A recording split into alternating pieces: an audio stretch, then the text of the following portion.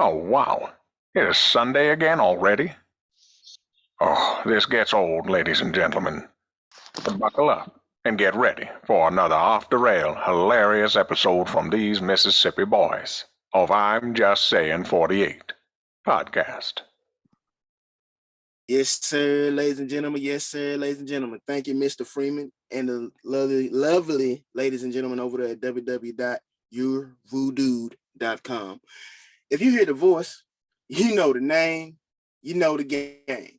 But we shall say that for last. This is when I bring in my players. Yeah, man. Hey, yo, what's understood? It don't have to be explained, man. It's your boy, El Papa Chulo 1, El Papito 1, the Great 1, the Done, Whiskey 1, and shit, it is over here up on a great old Sunday. I don't have to worry about no football. It is a bye week for me.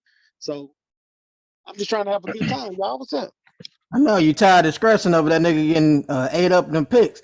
But shit, I see it looked like Reno with the lingo came in at the last second, if I'm not mistaken. Yeah. Is that the Reno? That definitely is. That definitely is. The lingo. Oh, well, Brian, I took over this part from my man. You know, we got the Ringo with the lingo back. And man, you know, last time I ain't introduced you right, bro, because you know I was slipping, but this time I got a whole intro for you, man. Here we go. I know y'all like them horns. Okay. All right.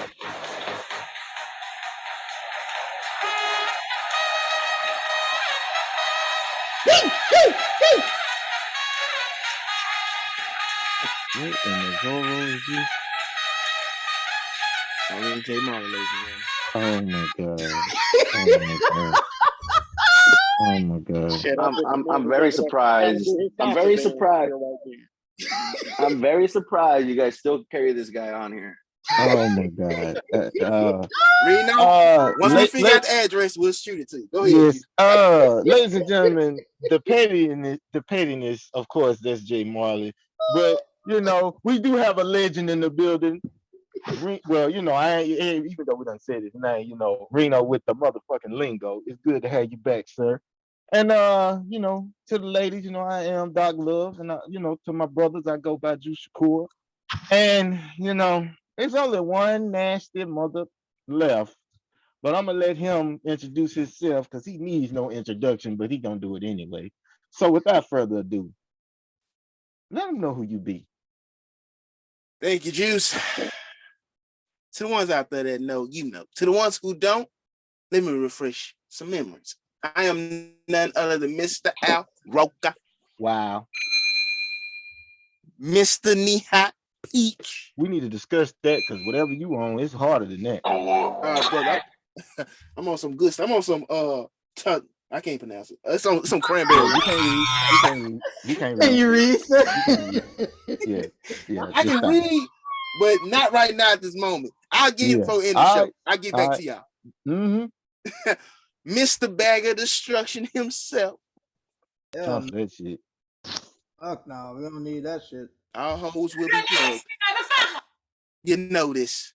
If you don't know what all these names are equaling up to, I am none other than Von the Villain. We one player short, Gorilla Pimpin', Gorilla Fat, hold it down. But together we are the collective. I'm just saying. 48. Brother Marlon, man, you know what to do.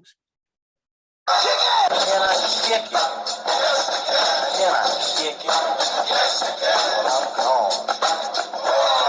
Can I kick it? Shit, man, I think Fat is the reason we always have these secret episodes. Cause that nigga always come on episodes that never go live. You think so? might be on something.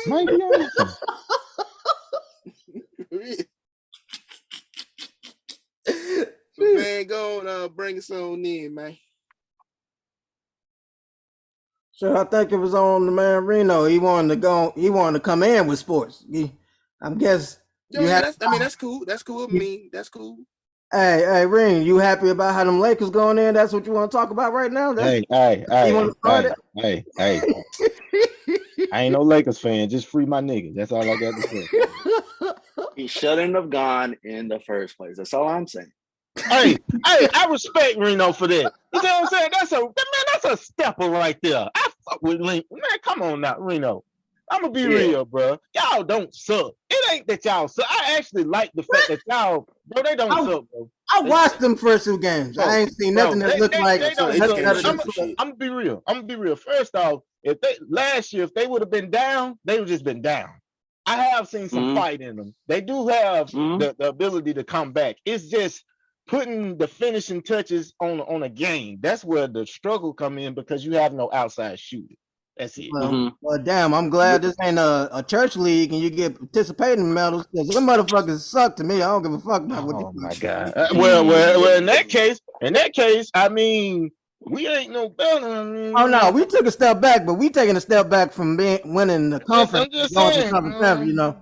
I mean, Kyle Lowry putting up 15. We ain't taking a step back from missing the goddamn play in though.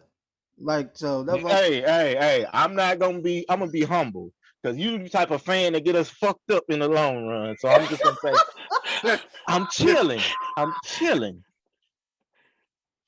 I mean, Reno, if I can ask you this, what you feel the purple and gold need? What do you think they need to get where they want to be? Just your honest opinion.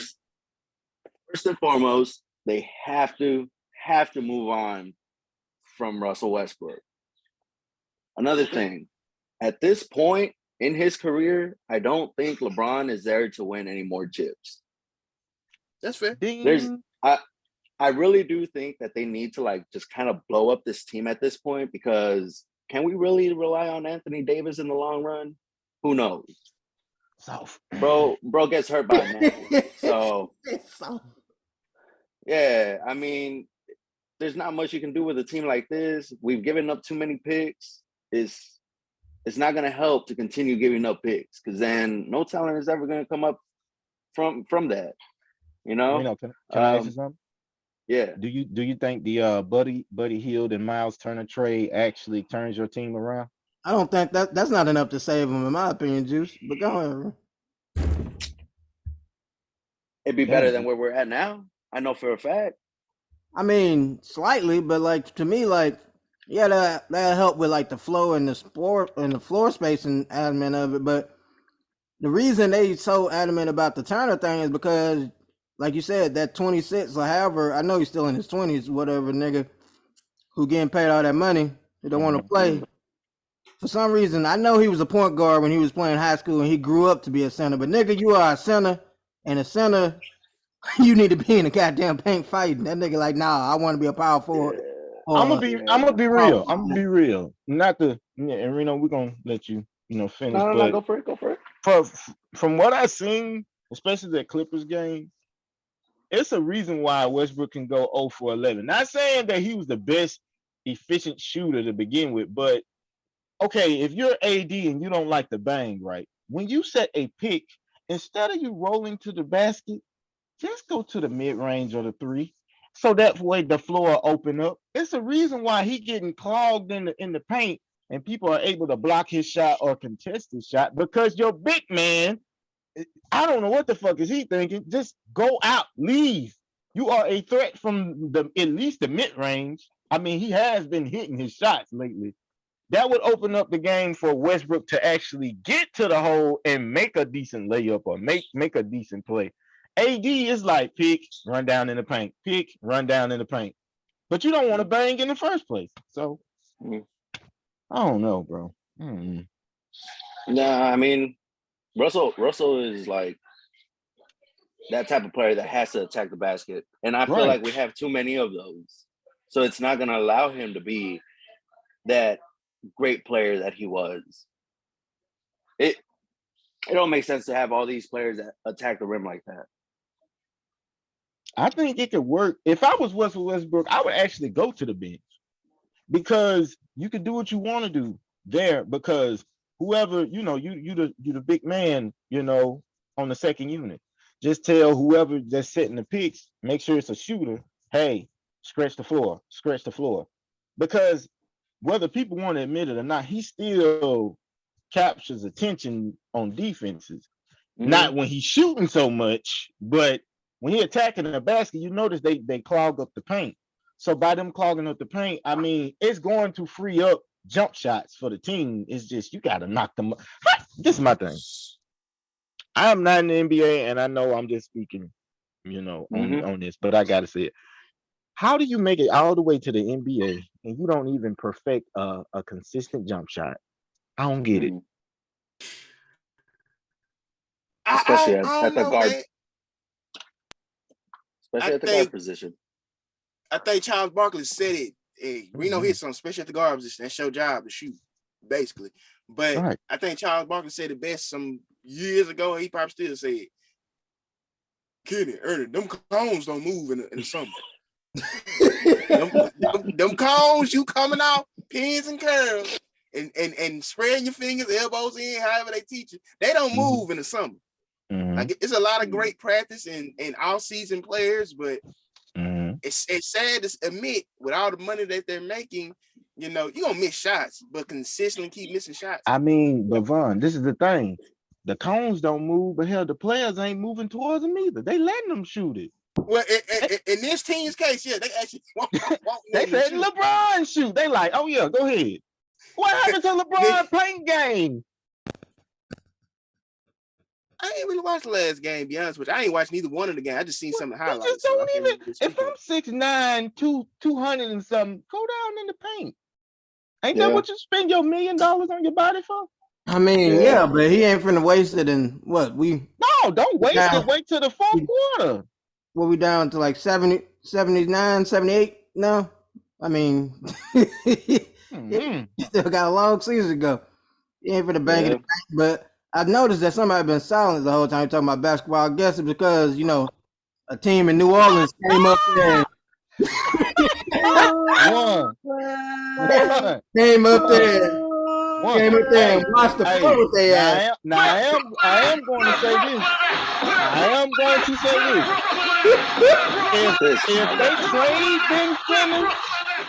If they trade Ben Simmons, or if Ben Simmons actually decides to be aggressive, Brooklyn is not a team you will sleep on. I don't care about the press.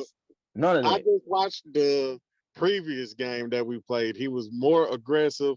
Point blank, he ain't played in over what, like a year and a half, like 2 years. Like it's been a long. It takes time. You have to be patient with just like the rhythm. Yeah, we having a lot of turnovers, but that's also just because. Yeah, that's early season stuff. I ain't worried about that. I was worried about the defense. I was worried about the defense at first, and then I saw the Raptors game, and I saw a little bit more. Royce O'Neal is a great help. Royce O'Neal is great, and also obviously, and also Claxton has stepping up. I'm gonna kill that boy. Claxton been grinding. So yeah, I'm gonna kill that boy. That man. I know blocks. This is gonna sound premature, but I'm finna say it. I honestly believe if Denver wants to win a ring, not Utah, hell no. If Denver wants to win a ring, this is the year they got to do it. I watched them play Golden State, and even though it is early in the season, if they can remain somewhat of healthy, they have the personnel to cause problems for that Golden State defense. They do. Man, that fucking what's my nigga name who used to have the ankle bracelet on? That nigga over here, he balling for him right now. Oh, Jeremy Grant. No, KCP, I think it is. KCP. Oh, Lakers should have kept. It was KCP. Yeah, that nigga over there. Hey, he doing. He know his job. He doing his role, man. They got him, and then they also got Bruce Brown or whatever that used to play for the for the Brooklyn. Yeah, both of them niggas right there are like solidifying like they perimeter defense and shit. But I will say this: that's not my pick to win, though. I still say the Clippers, man. Dude, I think it depends on Kawhi's health, though. Bro, they was beating the Lakers the whole first quarter, and Kawhi didn't even get in the game. Man, listen. J-Mar, that ain't saying a lot at this point. Yeah, it really ain't. It's not. But, it's just saying, at this point, goddamn. I mean, Hey, it would have been more surprised if I said they was doing that to like OKC or something like that. right, Like, man. Listen. Fuck, I ain't got If hell. if I don't know where John Wall got this fountain of youth where he just well, the nigga took 2 years off.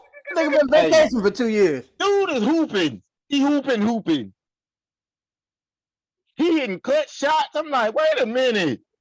He couldn't shoot last time on 2K18. Where the fuck this happened? My house I problem. can never see it. If they remain healthy, that's the thing. That's anybody at this point. Unfortunately, last couple years in the NBA, if you the most healthiest teams look like they always winning. So if they stay healthy, I think this year Kawhi probably does get it, but Golden State still out there. Memphis, I think John need more consistent help. That's just my opinion. But he needs some help. Can I say that? Can I ask y'all a question? And I want y'all to put on y'all GM hats. One, everybody. Should the Golden State Warriors re-sign Draymond Green? No. He's older. I can't believe you asked that shit, man. It ain't no purpose. One, why not? He's older. He would be getting the maxi. Oh, I ain't say signing to a max. I just said re-signing. No. It ain't no purpose, honestly. Like, bro, I think they could easily get a person with like the same like passion up on the defense, but also who is younger, who is more athletic, and who can probably shoot too. Draymond, that's old. He was never a defender in my book, but he kicking know, folks man. in the neck. Kicking folks in the neck. Reno want to answer for me. My answer, shit. I think they should keep the man, but shit, you know, that's just all for the. I want to see. That's just all for me wanting to see fucking one team of people stay together. They hold 20 years or whatever, how long they're gonna be in the league. Shit. That's on that. Okay. Traditionalist. Okay. Not for the team, because I don't give a fuck about the Golden State Warriors. So I wouldn't care. Honestly, I feel like we need to make a trade. You know, I try to trade every year. Reno with the lingo. What do you know? What's your answer? Hey, Draymond Green is on the perfect path to be the next Udonis Haslem. Whoa! My boy. Stop. No. Do not put him in the same breath as Mr. 305. That is absurd, sir. 305 ain't kicking nobody in the nuts. And then Udonis Haslem heyday, he was a key important factor. Draymond Green, his most important thing he ever did was call KD. That's it. That's the most important thing he ever did in his career. Okay, now I gotta see what Reno's saying in a sense though. You would agree. Man, fuck you. We don't even care about your opinion. You left Miami. You remember that? That was your original team. No, fuck that. UD in his prime, his youth, definitely before LeBron, those guys got there with the second best player. After Shaq's departure. Draymond's been nowhere near the second player, but in their own rights, in their own ways, both of them are glue guys. Yeah. Right. Draymond probably get more accolades because the defensive player, the all-stars, but don't get it to us. UD in his prime, UD giving your ass some buckets. Oh yeah, with the braids. With the braids. Hey, with that ugly ass shot too. One, you got Ben Simmons on your team. Nobody asked for your motherfucking opinion. Ugly shot. It's an ugly shot, but hey, that bitch going in, so I ain't dribbling. That shot went in more than Joe Harris did the other time. We ain't gonna talk about that. Hey, y'all gonna put some respect on the 305. I don't know what Jimmy Butler need to cut that ugly ass shit out his head, but I mean, you know, hey, him, bro. It's just the picture. He just sick. He went to the photo with that shit. He ain't got that shit. That nigga got braids right now. Oh, okay. That nigga look like a tame pit bull. When I saw, I said, "What the fuck is this in his head?" Man, you know, leave it alone. But yeah, man. I mean, I just feel like I'm excited about basketball right now. I ain't gonna lie. Yeah, man. I've been loving it, bro. And then, like, for me, I know most of y'all ain't really too into college, but shit, like, this sports season altogether been good. And shit like baseball too. And I know, like, shit, I think Ren, you had something you want to ask about baseball too. But yeah, baseball too as well. Shit, LSU won last night, against Ole Miss. So hell yeah. Yeah. Oh yeah, they beat Old Piss. Yeah, that was Yeah, crazy. they beat the Yeah, fuck they out them boys. definitely finna drop in the rankings. But Reno, if you had a MLB question, something about some rule changes you wanted to bring to the show.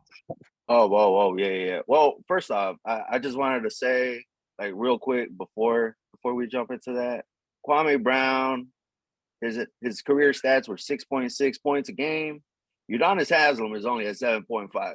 Anyway, hey, man. Hey, hold on, time out. Hey. I am not. I do not need him bringing that smoke on our channel. You take your. Hey, George Lopez. See, I wasn't gonna do this with you. George Lopez. You being real disrespectful, right? I ain't saying nothing about your trash ass team. You make sure you keep your motherfucking paws and mitts off my goddamn dynasty down there. That's what you was over there doing, typing away, looking up that shit. Yeah. Don't nobody care about those. Wait, tell me this stat. What's the Lakers record right now, motherfucker? It's 0-2. It's 0-2. But that's okay. Oh, no. Correction. It's going to be 0-3 tonight. 0-3. Nigga, don't. Hey, I know something that UD got that Kwame ain't got. I know something UD got that Kwame ain't got. 3 of them things. Oh my God. Oh hell no! I was trying to be respectful. Fuck this. I'm doing the drop. Man said Kwame Brown. Look, Stephen A. Smith, we don't need you to let us know how booty Jay Cutler is. Hey, well, y'all being real disrespectful this morning, man. I thought we were talking about MLB and all this. He just had to throw that shot out there. Hey, we gotta start screaming these niggas before we put them on guest. Boy, we gotta start. You know what I'm saying? Hey, I didn't know the nigga was a low-key hater. I ain't even go in on the Lakers. I let him make it. Like, all right. Oh man. Listen, we were talking about how Draymond Green is on the righteous path to be Udonis. So we weren't talking about that. You brought that. No, you threw that slander out there. Well, we wasn't talking about it. Look, it's all good though, It's okay. It's not. It's okay. It's okay. It's not. Ask your all right.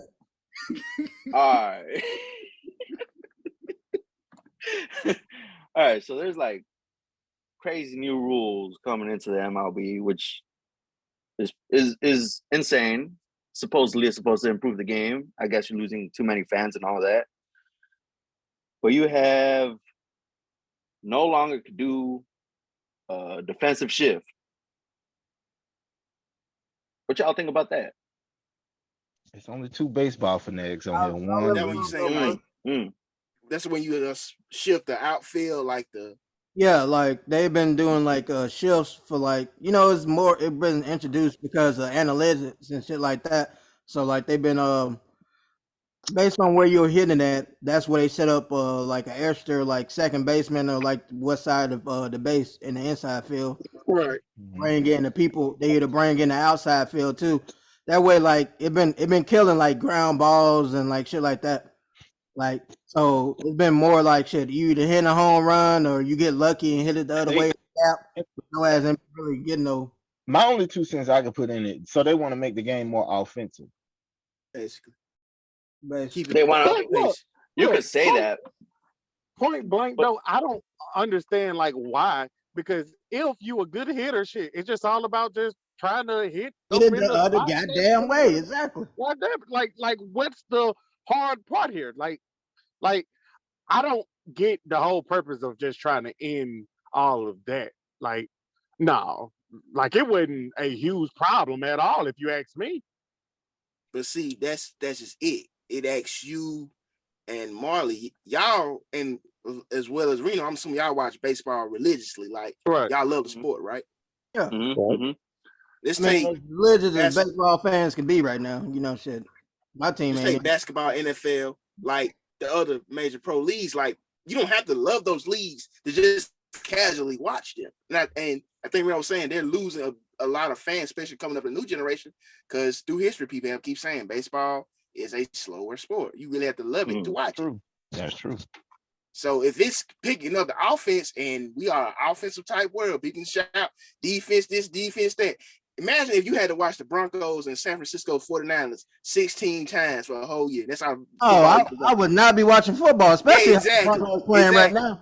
I ain't watching that shit. But they need to sub their ass out the games they in now. Bro, but the crazy part about it, I love those type of baseball games where it's like it's close. 2-0. Like I love those types of games because when I was watching, it was just like the Randy Johnson and the Clemente and all of that. Like, bro, it was great pitching to where it like people wasn't hitting no 8, 9, 10, getting all these it happened through times or whatever, but it just wasn't constant. It's happening all the fucking bro. Aaron Judge is gonna hit a home run every fucking game. I don't give a fuck what you say. It's gonna happen. It seems like when it matters right now because them niggas down. Right. Yeah. But it is the Astros, bro. You already know that they will video every damn thing that the Yankees were doing. Man, they already know everything, man. They equivalent to the Patriots, if you ask me. I knew it was coming. Let me tell you something. Hold on, Marlon. You listen, you was doing so good, and you always, it's like as soon as I get quiet, I can never just be fully quiet. Because you always, it's gonna be one of you motherfuckers don't throw a shot like Udonis Haslem and Draymond Green in the same breath. That's ridiculous. But I mean, bro, the Patriots has nothing to do with the MLB. And you weren't gonna win that ring no way. What happened the second time we played you? We whooped your ass. You said you had nothing to say. Nothing. Hey, you don't need to worry about the damn Giants over there. What the fuck you need to worry about? Oh, and let me send a shout out because it might be a little too early to crown him. But hey, Zappy, hey boy. Hey, you got my attention now. Don't disappoint me. Don't disappoint me. Well, he's not gonna disappoint you. The team finna disappoint you because they talking about Matt Jones gonna start tomorrow. So. Oh Lord, no, Lord. Oh my God. Just get rid of the boy. Just stop. Got to be more man, demote him fast. What are we waiting on? But for me, I'm surprised that Reno wanted to bring this up, especially seeing how San Diego does embarrass his team. But wait a minute. Wow, that's just wait the minute. Juice, tell me this. How would you feel if your team won 111 games and lost in the first round? Because essentially, offer is on y'all ass, bro. How would you feel about that season? Y'all got one more chance today. One more chance today, and I really don't think it's gonna happen. I think the Phillies. Reno, how would you feel about that team? Reno, stop letting them disrespect your team, bro. How would you feel? Here's the thing. I hate the whole concept of like this team won 111 games. Fuck that. All you play for that season is to get to the postseason. That moment that you don't fucking, put your shit together and start performing how you have to, I can't defend it. It's rough. And plus, bro, it is all about the runs in the playoffs, just like my team, San Fran, Giants or whatever. It's all about getting hot in the playoffs. It's been a lot of times. That's with every sport. That's right. It was a lot of times we was just like the wild card people, whatever. But we got on the run and also had great pitching. What the fuck is your pitching doing? That's the main question. It's all about the pitching. I mean, what can I say? We've been pretty much injured all year. I mean, we had two pitchers that weren't supposed to even be as good as they were. Tyler Anderson. Yeah, I'm sorry. Y'all won 111 games and lost to a team. Y'all been sunning them niggas all year. Hold on. I'm over here in San Diego. These niggas been depressed every time they see the Dodgers. Y'all been whooping their ass. Y'all let them beat y'all in the playoffs. Okay, but here's the thing. They had all the momentum going into that series. They had just gotten off beating the New York Mets, who were the favorites at the beginning of the season. They were rolling. We had a whole week off. You can't do that in baseball. Once you start having more than 5-6 days off, you're relaxing too much, no matter what you do at training. Yeah. And San Diego rolled through. Yeah. you know me, I'm just gonna talk shit. My team I didn't know even you are. skip the playoffs. Boston, we just over there at home. We've been at home since like July. But yeah, fucking. But Yeah. as far as me for the question, man, like I don't have too much issue with the chef. Like I agree with both of y'all guys talking about like the fucking we should expect more of our, you know, three or however many $1 million we paying these players to be able to hit to adjust. But the one I thought you was gonna bring up was the new challenge call. You saw that? I saw in the winter leagues. I saw a video of fucking this dude. It was called a ball was called the fucking strike, and they allowed him to challenge it, and it showed it on the board, and it ended up getting reversed and ended up becoming a walk. What y'all think about that? If that would Shit, I'm cool with that. whatever. Look, it's all about actual shit. If it's a ball, shit, it's a ball. Mm. Point blank. Yeah. Like shit. I don't care too much about that at all. Like honestly, like if it's a challenge, hopefully it's quick. It ain't gonna have the slow ass game slower, but hopefully it's a quick and cheap. Be like, all right, bam, I was wrong. It's actually a ball. All right, bet, and just get on and move the fuck on.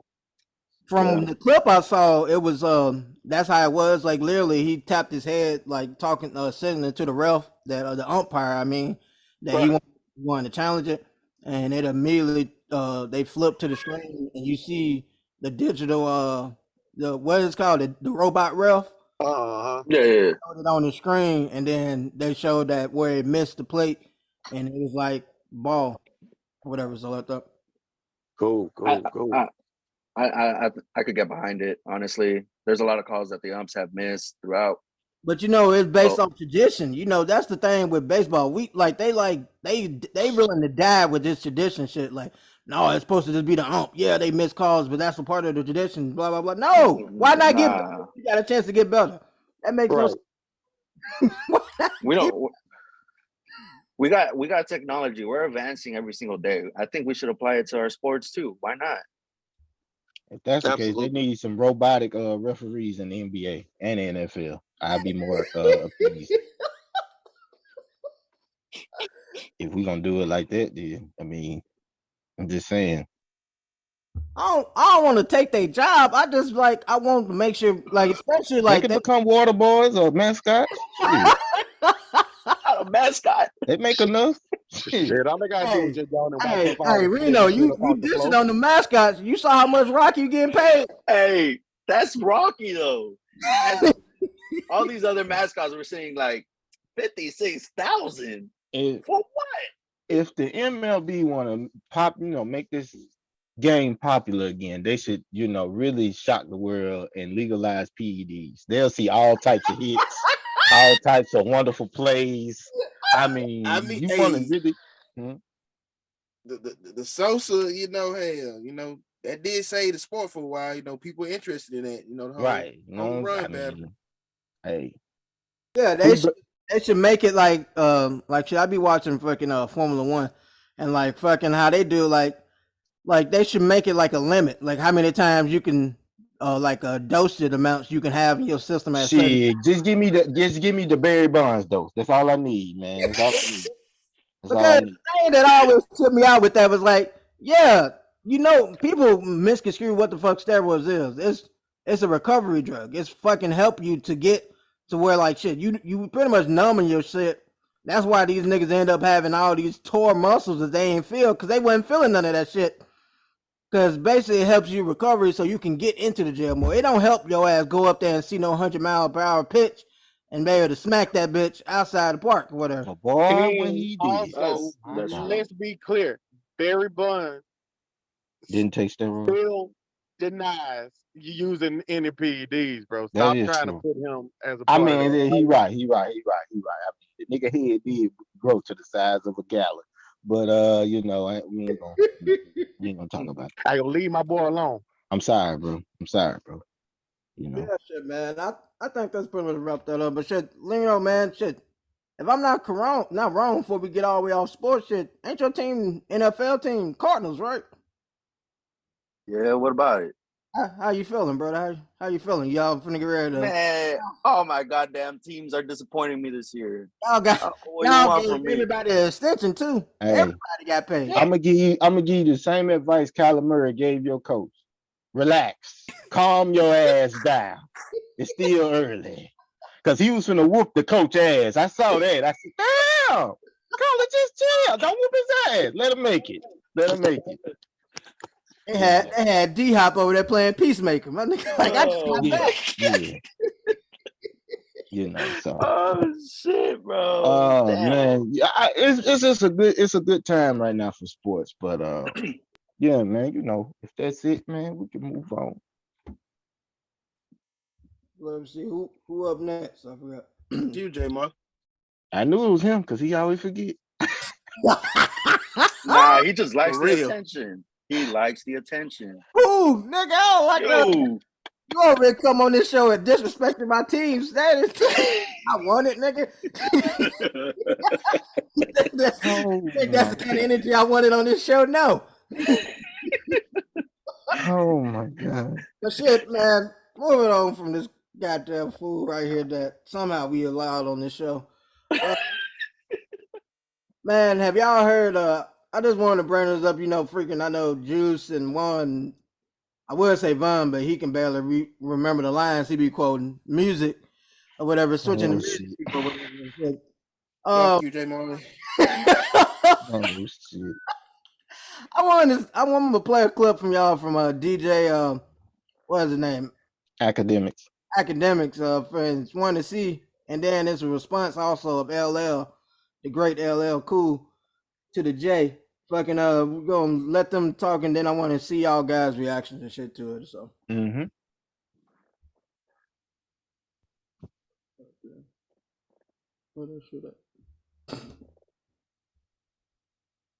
When I'm alone in my room, sometimes I stare at the wall.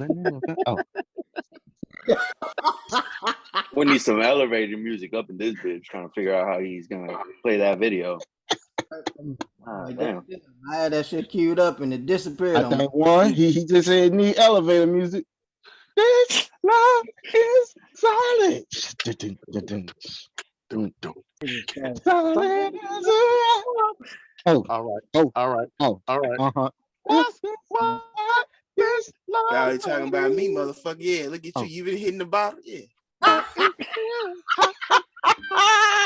It might be because I was talking shit about you. My shit was queued up. I seen the clip personally. I know what they said. I can kind of bring it in. Who else ain't seen it? That's what it is.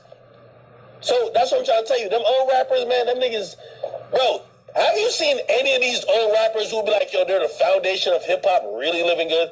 Them niggas be looking really dusty. I kid you not. And none of y'all try to come for me because I don't fuck with y'all niggas either. So I'm just tell y'all the truth. Y'all be looking like every time they be like an old nigga talking about hip hop, you be like, yo, bro, you sure you invented this? Because everybody else living better than you. It's facts.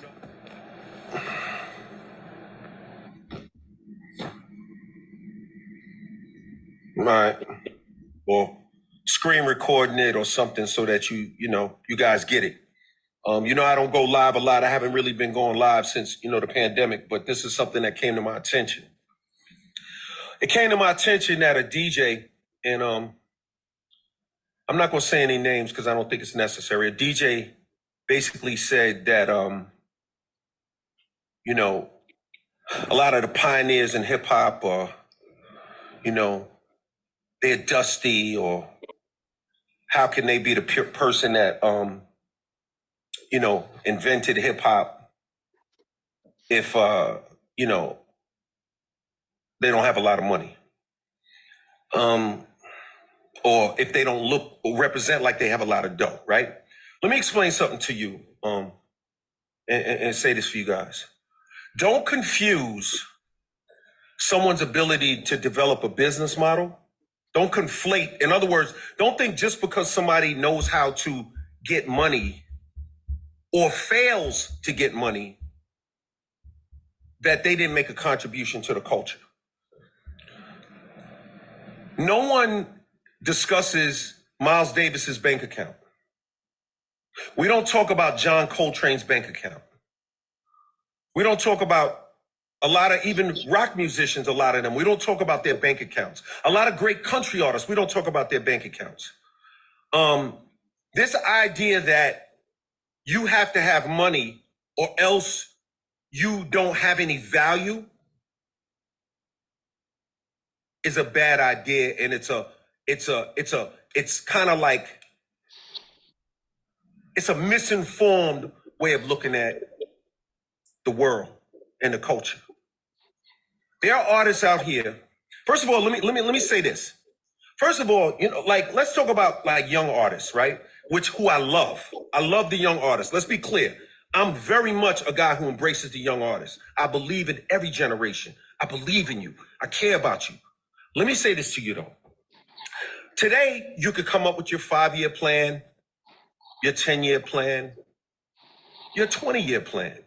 You can go find a manager. You can find an accountant. You could find somebody that means something to you, to help you. You could find a team to help your career go to the next level. When hip hop first started, there were no managers. There were no accountants that believed in it. Record companies didn't even believe in it. Nobody believed in it. How can you make a 5-year plan or a 10-year plan on something that doesn't even exist yet, that people have never even heard of? So just because a couple of these guys and girls and people out here made songs and made music and made contributions to this culture, or even dancers danced and made these contributions go, just because they didn't get rich, just because they weren't able to pile up millions or billions of dollars, does not mean that they didn't make a contribution to this culture. That does not mean that they didn't do something. They created an industry that we all ate off of. They created an industry that you eat off of. When you go out there and you go monetize your brand, when you go get your whatever and do what you got to do to build your career, when you go out there and negotiate your deals and negotiate your checks and talk tough, guess what? That money, that bread, that food that you eating was created by those same people that you disrespecting. That industry was created by them same people that you call in, foul words, foul language. The people that you're referring to. So my thing is this. It's always good. It's always good to get money. It's always important. It's important. It's important to get money. I agree. I'm all about getting paper. I've been talking about it my whole career. But don't ever, ever, ever confuse being rich with making a contribution to our culture. Don't ever play yourself like that again. Because trust me, you playing yourself. Because so, fella, that's pretty much the short subject, whatever. He go on for a little while longer after that, but I was gonna say, damn, bro, you gonna let us listen to a movie? After the first minute. Exactly. Long ass clips. I already heard the shit one time. Goddamn. It was a couple points. It was a couple points I wanted to get to that he said that I wanted to highlight. Shit, just cut them out. Shit, or say them. Damn. I had it cut. That shit didn't play, but hey, shit. Plan Z.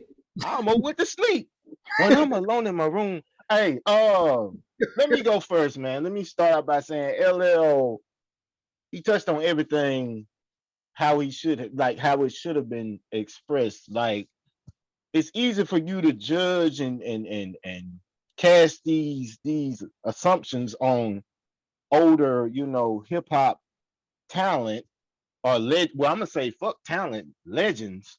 But it's like, who paved the way in order for you to get the bag?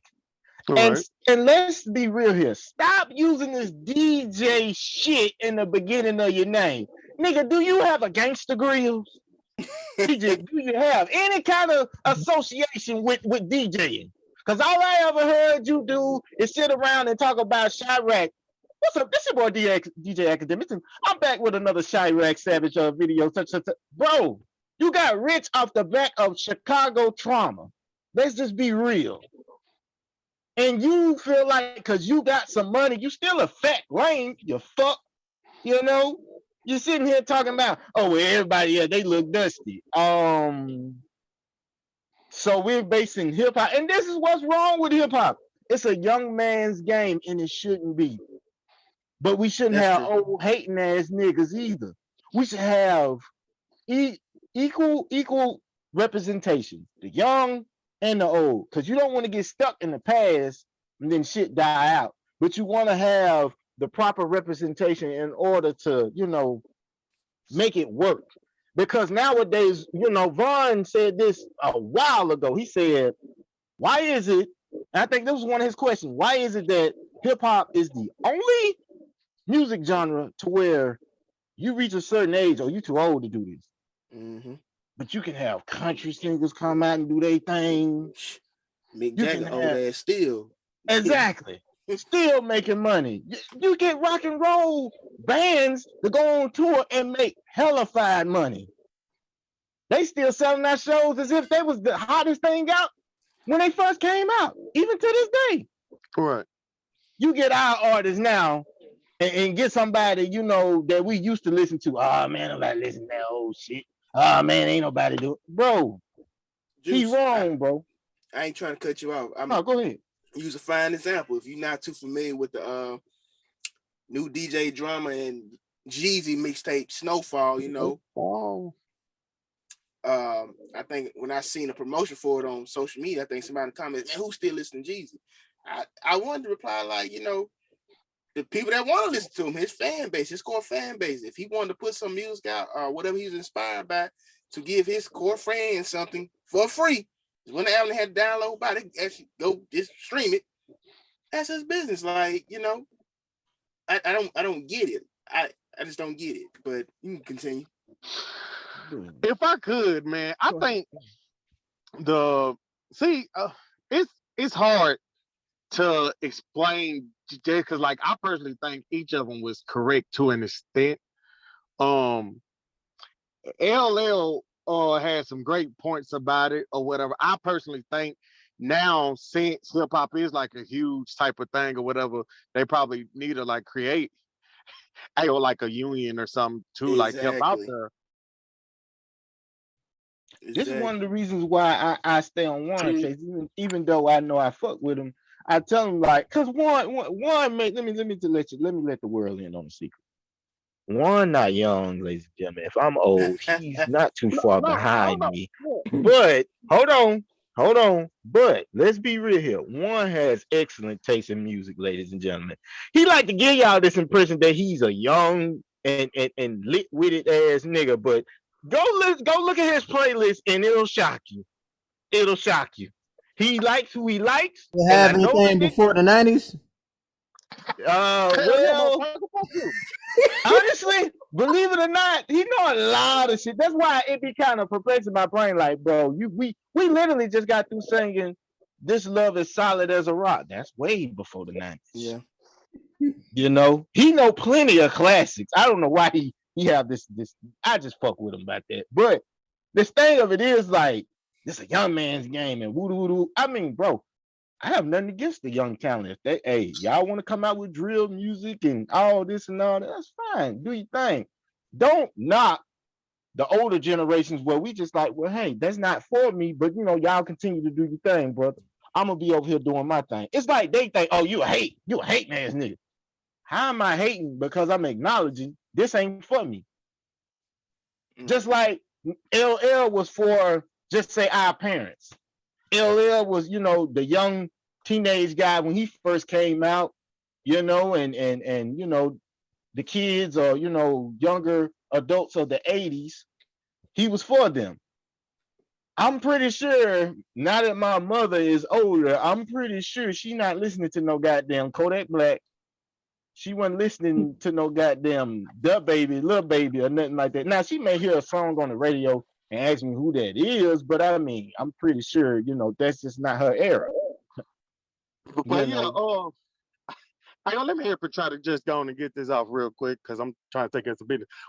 But yeah, absolute. Look, LL Cool J made some shit absolutely right. He had some points that was right. We need to like try to have just like a union to help out the OGs, the pioneers of the whole game and everything. But at the same token, the whole purpose of hip hop was bragging. The whole Yep, I agree. hip hop I agree. was That talking is about true. what you That is have. true. Was talking about the money. Was talking about the balling and shit. That's what it switched into. One, I disagree.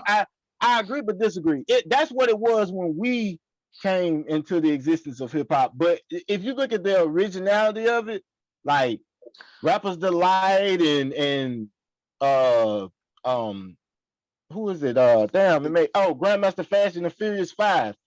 One of the most iconic lines I said to you all the time. It's like a jungle sometimes. It makes me wonder how I keep from going under.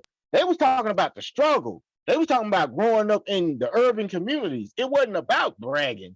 It only turned into bragging the older hip hop became. So I get what you're they saying. emulated the drug dealers in their neighborhood. Right. Were drug dealers, yeah. But it didn't start out that way. It was just a form of break dancing, the beats, the DJ, you had the ABC rap, the hip, the hop, shit like that.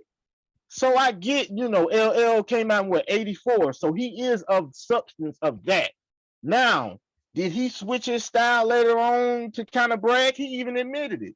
He been rapping about money for a long time in his career. So I get it. But it's like, when did money, that's just like saying, well, Tupac died broke, so there's no way he could be the greatest rapper of all time. What the fuck does that have to do with anything? Nothing at all. It's nothing at all.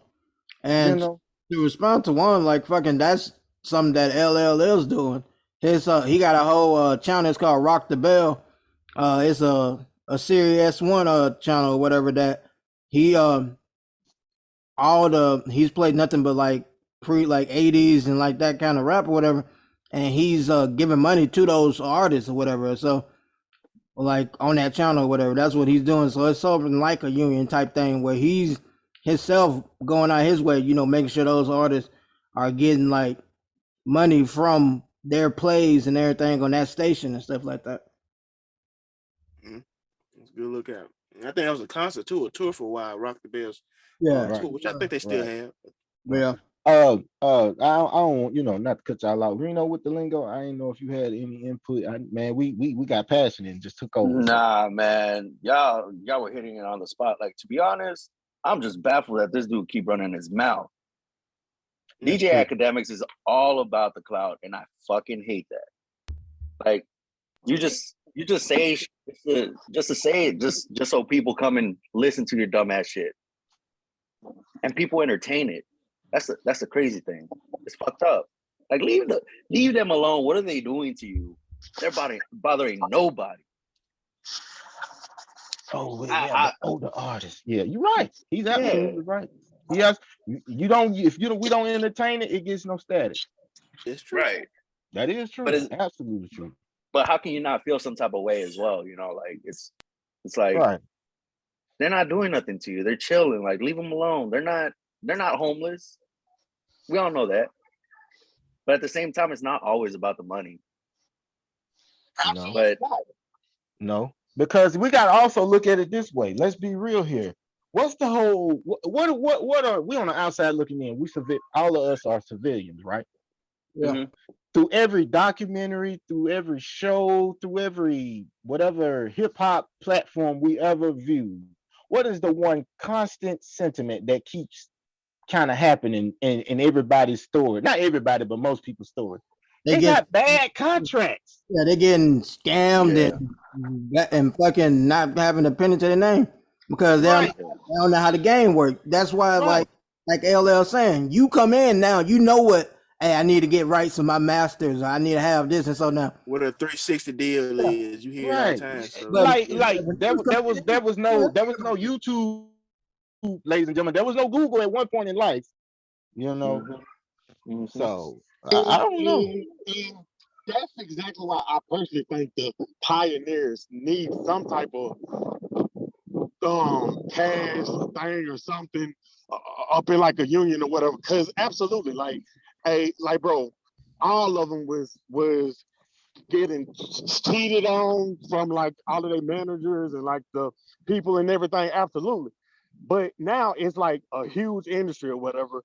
And I personally think they should get some type of like cash from like all of the work that they put in to even created to get to this point now.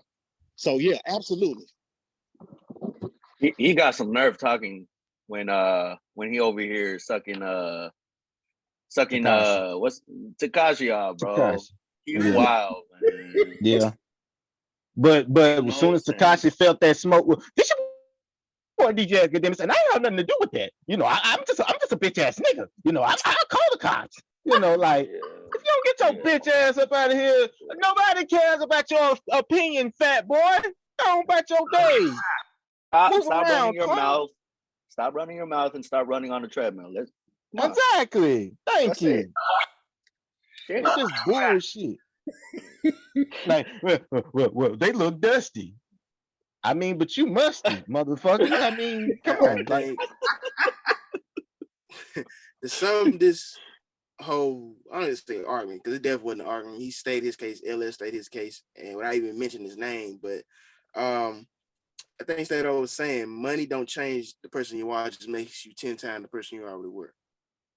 In Academics' case, I don't know the gentleman, but some of the characteristics y'all just described him and some of the insecurities that he displays, whether he realizes it or not, you know, he tries to cover up with money.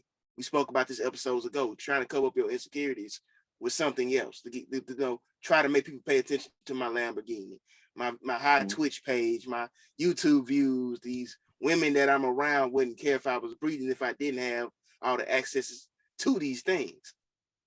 So, you know, money don't change you. To the viewers, money don't change the person you are, just makes you 10 times the person you are. Just enhances who you already. Yeah, absolutely. And then the thing is, like, shit, the concept of money anyway, whatever it's a colonizer thing, whatever a trick that they use, they brought you to this shit from what they based it off, gold that they stole from another country or whatever. Exactly. So I'm like, money all up as a whole is a ploy, because if you think about it, fucking, that's what they gave to all those days. That's what they gave back to people for like slavery and different shit like that. And what they end up doing, those people had money, and then guess what? Years later, they end up taking their land too. So you got this paper or this coin value, and they in here, they thinking about the bigger picture. They thinking about shit that actually has value, land, you know, energy, shit like that lasts long, all shit like that. And you talking about something that can lose value just because, like, in a whim. If our fucking economy keep tanking and shit, every dollar in our pocket go, it don't matter what's on that paper, can go to zero real quick. So what are you talking about, bro? And I want to end. Yeah, for me, for history, the thing about history, that's the point I wanted to put. The history thing, what like LL was saying, that's not a value. That makes no sense, because fucking a shit ton that we've done in history, we don't get credit for, and we're not seeing the benefit for, but we've made impacts around the globe. It's thousands upon thousands of examples of the impact of black people, brown people, and minority people that none of those people are seeing the money for it. Only people seeing the money for it is the person who was able to capitalize on it and made it into like a profitable thing. Right. So that don't mean the impact, because shit, if that was the case, all this shit that is going around wouldn't be existing or whatever if it wasn't for those impact people. So the impact is felt. That's why the 100,000% what LL was saying. It's not a dollar value on it, but those impacts that they made is the only reason you able to talk about this shit and have the name DJ in front of your shit when you ain't DJ and shit and you ain't rapping. We wouldn't even know what the fuck a DJ is if it wasn't for those. Marley, I want to end it with this, and tell me this ain't ironic. We just touched on the point of hip hop always came across as a young man's sport, or young woman, man, woman, whatever, you know, whoever in, they have to be a youngster, right? Does he not realize he's getting older? So what's gonna happen when the next DJ Academics come along and he look at them, and it is a possibility that your money start to kind of slow down the older you get, right? People start to gravitate more towards the new shiny new toy, right? And now all of a sudden it's a new DJ Academics, and he say, yo, these dudes that y'all thought was getting it back in these times, yo, they dusty. I wonder how he gonna feel then. Because it's bound to happen. I mean, we've seen it over the years. Lil Kim morphed into who? Nicki Minaj. Nicki Minaj morphed into who? Meg Thee Stallion. And the list is and the cycle gonna keep going on and on and on and on and on and on. I mean, bro, you might be on top right now, but it ain't promised that you're gonna have those same funds, that same clout that you got right now in 2 years, let alone a year. Hip hop is a fast-paced thing. You can get moved on from within an instant. So be careful how you approach when you feel like you on top of the world, who down. Yep, because remember those bridges you burning, because when you going down, you're gonna need to come across. But man, I like that topic, man. Good shit. What's next on the agenda? Mm-hmm. Well, gentlemen, since we talking about money, I feel this next topic is just rolls right in so perfectly, man. Taxes. What are taxes? You hear that quite often. People ask coming up as they get older, they figure out what they are. They like, where the hell do they go to? So I pose a question. If you can decide how your taxes are spent via a mobile app, how would you spend it and why? Flow step to it. I would give some to Ronald Isley, Wesley Snipes, Chris Tucker. You know, I would tell them, you know, oh my bad. But no, seriously though. Honestly, I mean, it might sound cliche, but I would want my tax dollars to be spent on really figuring out this homeless situation. That's it. I don't want it to go to a charity that don't end up, you know, really sinking in with the actual homeless people, but in the pockets of a Brett Favre. Fuck him. I actually want it to do its actual job and actually get out to the people. So I would try my best to try to figure out a way to figure out this homeless situation, you know. That's just mine.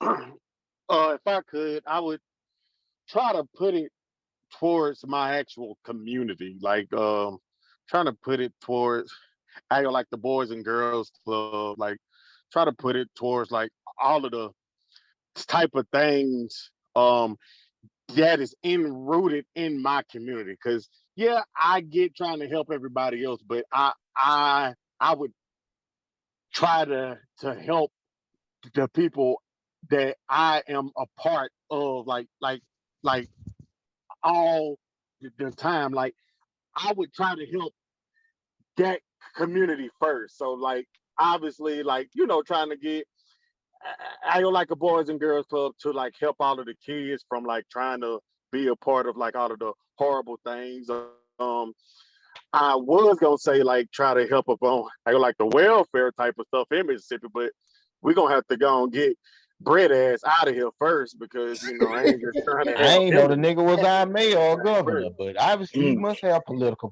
power. Yeah, you know I ain't trying to have him to take all of my damn cash or whatever. But yeah, just, you know, try to help the people who is up on like all of the welfare and like the food stamps, like have it to where like they get a little bit extra more or something like that. Yeah. So I think Reno, you can go first, man. Yeah. So I think J. Cole put it best on his track Brackets. He said something along the lines of, I guess they say my dollar's supposed to build roads and schools, but my homies barely graduate. They ain't got the tools. Right? Bars. About, I need to start having you read my goddamn lyrics. Hey, bars. Hey. And Reno with the motherfucking lingo, ladies and gentlemen. And he said it correctly. I knew immediately what he was talking about. Bars. Like, I'll be over here trying to figure out. He might have said it like, he might have said it like Jake from State Farm a little bit. But we get what the fuck he was saying, goddamn. Yeah. Vine, I'll be over here trying to guess what song, what fucking lingo was Exactly. this? I Who's say, I'm gonna start The- having him read my lyrics. I Hey, thought I thought I was the one who was having problem with the talking. It's like every time and your voice start trying to you recite something, it's a problem. I don't know if he was listening Hey, whenever, that Old Dirty Bastard too Von, hard. man, whenever you want to use a lyric, just like send it to him and then like give me the audio and I'll play lingo with the lingo. Reno I said have- that shit. Right. Hey, and that's a perfect line for what. Hey, go ahead, Reno. Hey, I'm into this. Go ahead. yeah. And then he also says that they get spent hiring some teachers that don't look like them. This is facts. Every teacher don't look out for minorities when they're white. You know, I can't remember the last time through my years in school, I don't remember anything but white teachers, and I grew up in Cali. Man, I want to know them fine ass teachers with the big booties that be sleeping with the students. I want to know where they Hey, at. where was he at? Hey, I'm trying to smash. I promise I wasn't gonna snitch. You trying to fuck? Hell yeah. Shit. We can take do some sex after school ed to- activities. Take sex ed to a whole new level. Hey. Oh Man, he said take sex ed to a new level. Hey, that'd be the number one class. But shit, Yeah. That's like, basically but for me, like it would be the same thing or whatever. Yeah, like where y'all turn like education system, fucking. What about the water system in Mississippi? We've been talking about it in Jackson. They just getting it halfway cleared up, shit, and fucking like Flint, Michigan, all these places that we talk shit about third world countries, but shit, we over here struggling with the same shit. Some shit that we talk about them about water systems and shit that we think that should be come in place for us in America.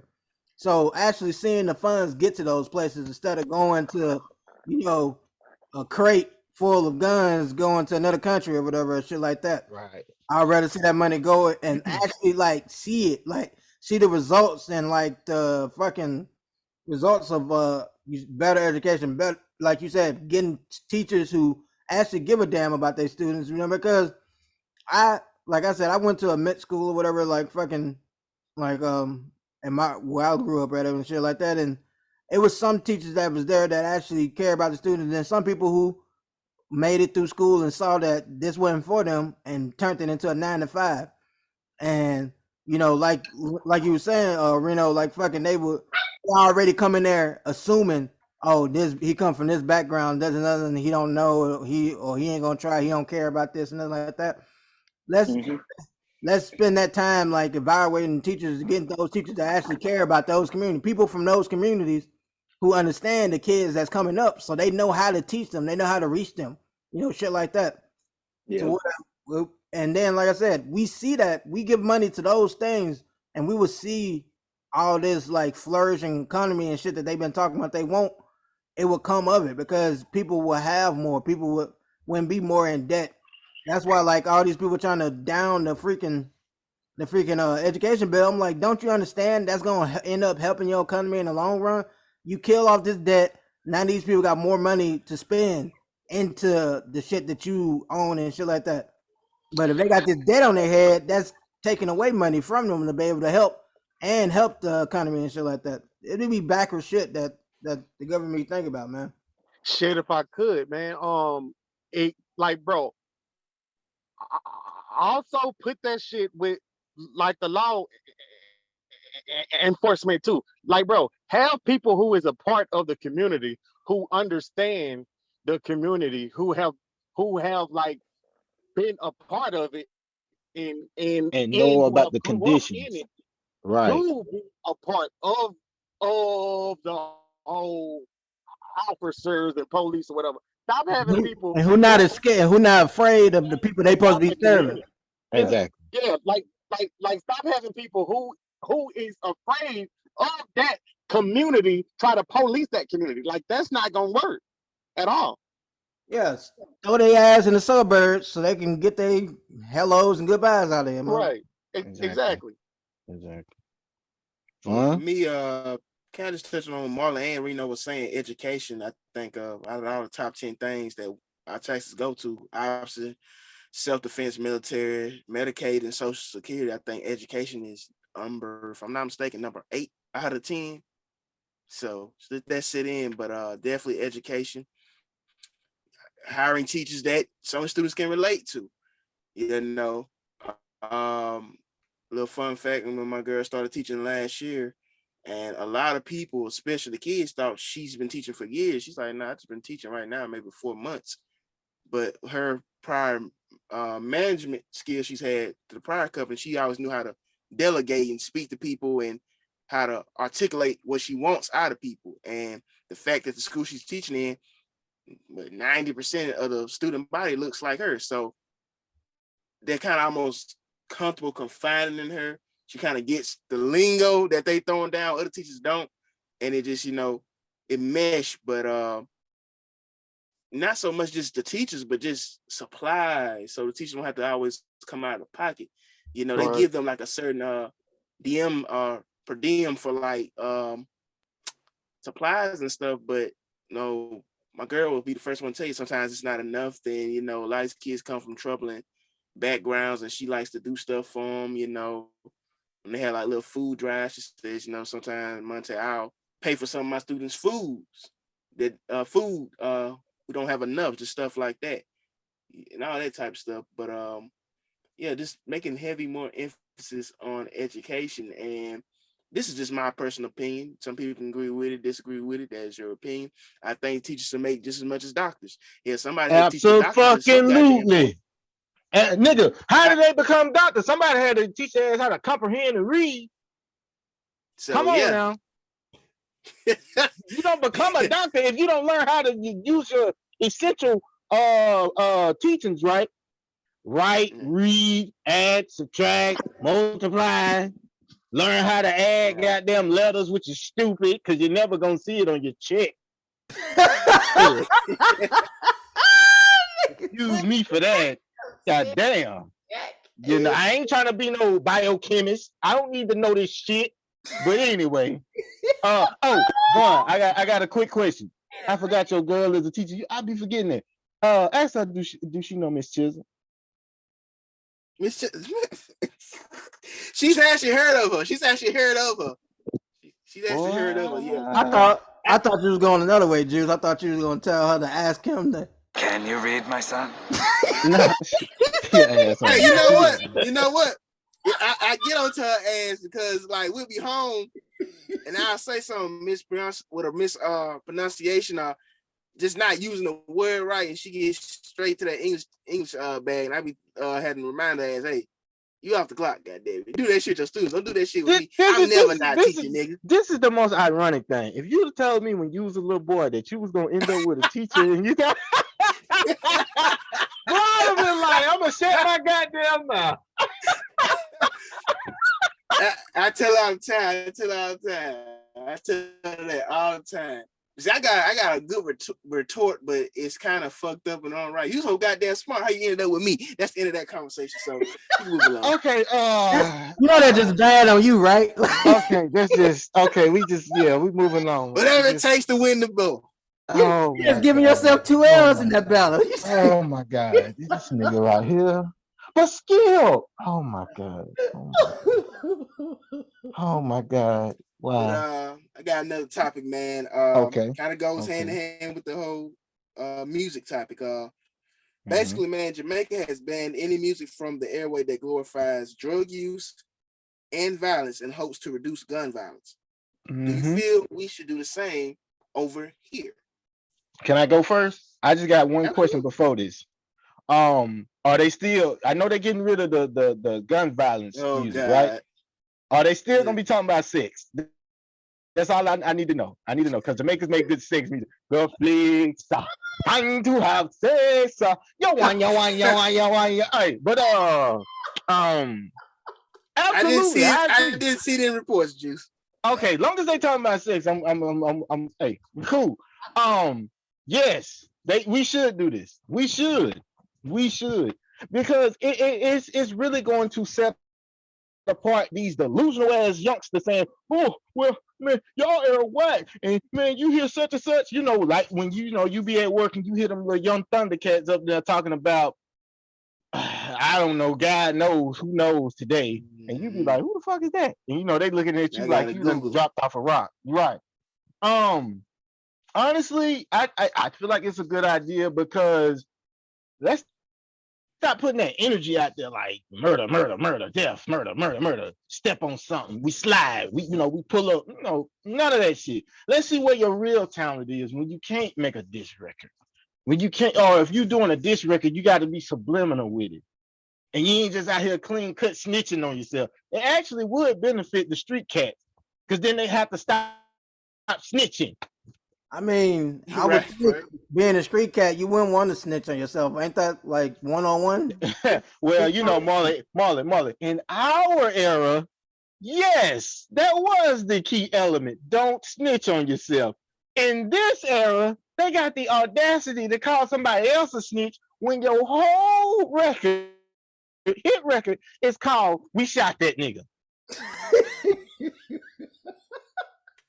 You say his name, niggas that was in your crew name. We put up in that Black Expedition. Nigga got the no. What's the little fella name that was creeping with Tay, whatever name was. Yep. Made a whole song while on the run from the law. So come on, now, like, all righty, that just brains ain't a thing that we use nowadays. But yeah, I absolutely agree with it. Yeah. Oh yeah, it's a great idea. Let's get back to the, just having fun hip hop. Not all this. It's like every hit song has got to be about either a bitch twerking or a nigga shooting. Yeah. I mean, your Hava was asking, do you think it would work? I don't think it would really work like that because, I mean, I know that's what a lot of people like. It has a point in it for like the violence of kids and shit like that, but it's so much other shit. Like it could be there's environment and like how the kid was raised. True.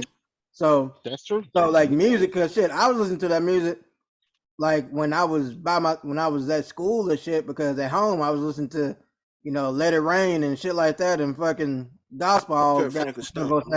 So like that didn't, but like I'm saying, like we talked about this before, like the influence of music.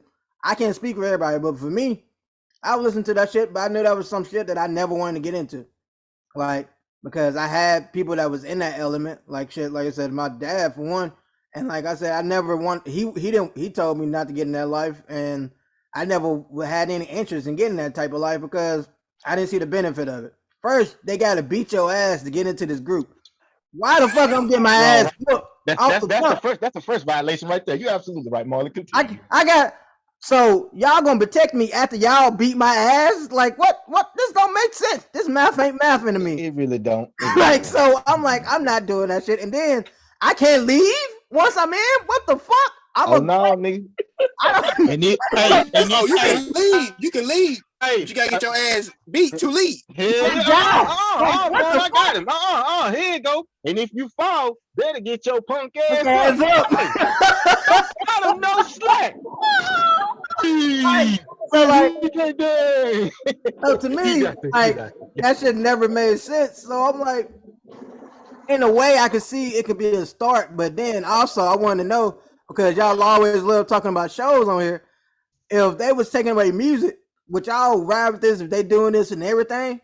Y'all can't watch Snowfall no more or some shit like this because they over here taking away all violent drug shows or anything that got drug and shit related into it? No. We didn't say show. It's just the music. See, I know. Go ahead. Hypothetical question. He talking about all forms of media. But to me, go ahead. No, but to me, I think music for me is so more potent because to the younger viewers, they may get lost when I'm about to go with this conversation. Before, your phone could play music and streaming services, you used to have to play it on a CD player or stereo, right? Right. Now, your stereo and CD player is more likely in your room. Right. Unless your parents just 24/7 around your black ass, literally cameras in your room, they don't really know what you're playing in their goddamn CD player. Right. They can come in your room and a side eye see you watching South Park, Beavis and Butthead, or something inappropriate. And if you came up earlier like I did, it wasn't too many cable televisions in the house. It's probably one main TV and that was it. Goddamn right. Everything else So is y'all basic. had to share that TV. So it was, Goddamn I think it was right. more easier to monitor what your kids were seeing visually opposed to hearing. And think about how we talk, bro. A lot of the lingo, let's be honest, the way we talk, some of the fads we've been into in my Air Force Ones, a lot of that shit comes from the music. That's true. The slang we using right now in this show, a lot of it came from the songs that we've heard. Yep. Whoa, shawty, my dog. You know, everything, bro. So I think music, to me, just in my personal opinion, is more potent opposed to the visual aid. That's just me. Mm-hmm. But continue. Anybody want to go ahead? Oh, I mean, honestly, like the music with like all that violence and all that stuff, a lot of kids tend to love to say, well, I heard it here, must be okay, which doesn't make sense. It is bad influence, but I don't think you'd be able to stop it in a country this big, you know? I mean, that's a fair point. That's a fair point. Especially with like streaming and shit now, I feel like how, because you said they was going to stop it on the radio. Yeah, you might be able to stop it on the radio, but true. Unless they shutting down half the content on fucking YouTube or like all these platforms, it's gonna be a long way. But you know something to add to you and Reno's point. But this is how you stop it. When they start making these laws about the RICO cases, where they can use your lyrics against you, that's when you start stop making that music, because now you can be held credible for the words that you chose to put on a record. So when you ever heard the notion banging on wax, you kind of don't want to do that if you know that they can link up a particular murder that they might be suspecting you to be a part of, and you on here with these lyrics saying some similar things that might link up to some evidence that they already obtained. So until if that, you get to this level of making this much money, I ain't no street nigga, never claim to be one. Look, unless you out here just on some big meat type shit, you on some kingpin type shit, I guarantee you what you making in that studio from that single, especially if it's good, gonna trump what you're making out in the streets if you're just some average Joe. Correct. Ain't no goddamn way a motherfucker can put a 7-figure check in my face, make this song, and I'm still gonna be tired of some way in the streets because I want to glorify keeping it real or keeping this image. Man, you got to be a goddamn crash test dumb. You got your goddamn mind. And I just spoke on his name the last time. Jesus got a song, that mixtape called Street Cred. I ain't get this house with no street cred. I ain't buy my mama house with no street cred. I ain't set up my kids' college fund with no street cred. Man, get the hell up out of here with that shit. You better go on somewhere, sit your ass down and get in that studio. And to the viewers, and to the listeners, I'm sorry. Go ahead, Reno. No. Go ahead. I don't know. Continue, bro. I ain't want to be so long-winded with this, but I think my man DeMar DeRozan, aka Reno, aka DeMar DeRozan, on the episode said it best. Juice like, man, we always talk about LeBron in these sports shows because it says we go off the data, we go off what people click on the most. If these regular execs, these A&Rs, and all these musicians that we keep seeing coming by, they keep glorifying street stuff and keep glorifying sliding and ARs and switches and FNs because they seeing that that's getting streamed the most. Why you think when we was coming up, we had Snap That songs, Zoom, Soulja Boy songs, those songs that encourage dancing because the data show, okay, people want to dance. If they going out the data say, okay, these motherfuckers want to shoot and kill.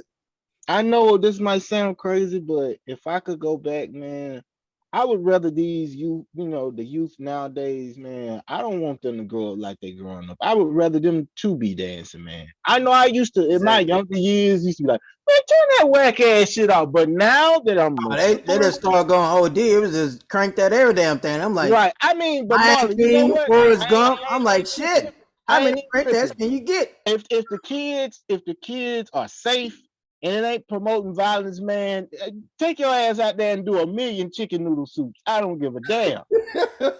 Just bring me back a Powerade. I don't want a soda. But come on, man. Like, They were having fun.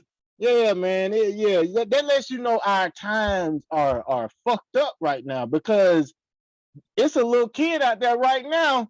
He might not know exactly what he rapping about, but I'm guaranteeing you he know word for word on this, this demonic ass song. And yes, I said demonic because anytime you just speaking on death like it's a prize, like, yeah, I know I might get took out in these streets, but nigga, I was the realest to ever. Nah, you missed me right there when you said you're gonna get taken out in the streets. Fuck that. Miss me with that bullshit. What about that's what I'm saying? What about this is fun? What about this is something I want to do? And let me tell you what the younger youth, not to be long with, let me tell you what the youngsters like to do. They like, well, Tupac rapped about death all the time. Tupac rapped about him having an intuition that he wasn't going to live to see better days. He didn't say and glorify, yo, I'm gonna be around this motherfucker, I'm gonna do this and this, and yeah, I'm gonna die. No, he was like, if I could think back to something he was relating to, he was saying how he was having visions of being killed while he was, sleep. When he would wake up in cold sweats, thinking like, damn, that shit felt real. And he was thinking about, damn, I wish it was another life I could have led, and another way I could have went. But he chose that music industry. He chose to make the decisions he made, and he was man enough to live within his consequences. That, and I'm gonna leave it with this point, and we can move on. Everybody that glorified the gang culture, right? You do realize that the gang culture got started by some teenagers, not grown men. Mm-hmm. So you telling me you're a Crip, you're a Blood, you're GD, you're BD, whatever, Latin King, whatever. Now, I'm not gonna say everybody's history was started by a teenager, but to the primary sources, you telling me that you still functioning off of teenage ideology, and that's what you're gonna live by forever? Yeah, and that's it. Yeah, because none of us in here right now would listen to have any value in anything a goddamn teenager came up and told us right now. Exactly. We'll tell that little nigga keep pushing. I'm gonna tell his little ass, boy, I used to probably fuck your mama, but I ain't your daddy though. I'm just gonna go on about my business. So So yeah, man. Moving on. Yeah, moving on. But I just have this to say. I'll say shit. The only positive of this coming out is shit. Man, them courtrooms gonna be banging now. They're gonna have to put some woofers in them bitches. Hell yeah. These goddamn had the blicky on me. Now I got the sticky paws right there. You had the blicky on you, and you hit him with the sticky. Hey man, the jury gonna be in there, and the club fits like shit. Yeah, exactly. You know what? You know what we need more of? We need more KRS Ones out here. Goddamn right. Jeez, the bridge is over. The bridge is over. Man. Even his name, come on, man. Knowledge reigns supreme on nearly everybody. People don't even realize what his name stood for. Man, that dude was always real, Reno, I got a real question I want to ask you on air right now. You ready? Mm-hmm. Are you black? No. I swear you're like partially black, nigga. Hey, brother. You are hey. You need me? Hey, you need somebody to fix your plate at the barbecue, bro. I can do that for you, man. You welcome any fucking time. Man, anytime. I appreciate it. Anytime, bro. Damn, man. You goddamn right. Marley, shut your ass up with that goddamn Taco Bell bill. Shut your ass up. All right. Before the pettiness started, let's go on a lighter note. I already know one of his answers. He put it in the chat, and I just bust that laugh. Fellas, name 3 underrated comedy movies in your opinion. Y'all got the flow. Kind of think of I got one.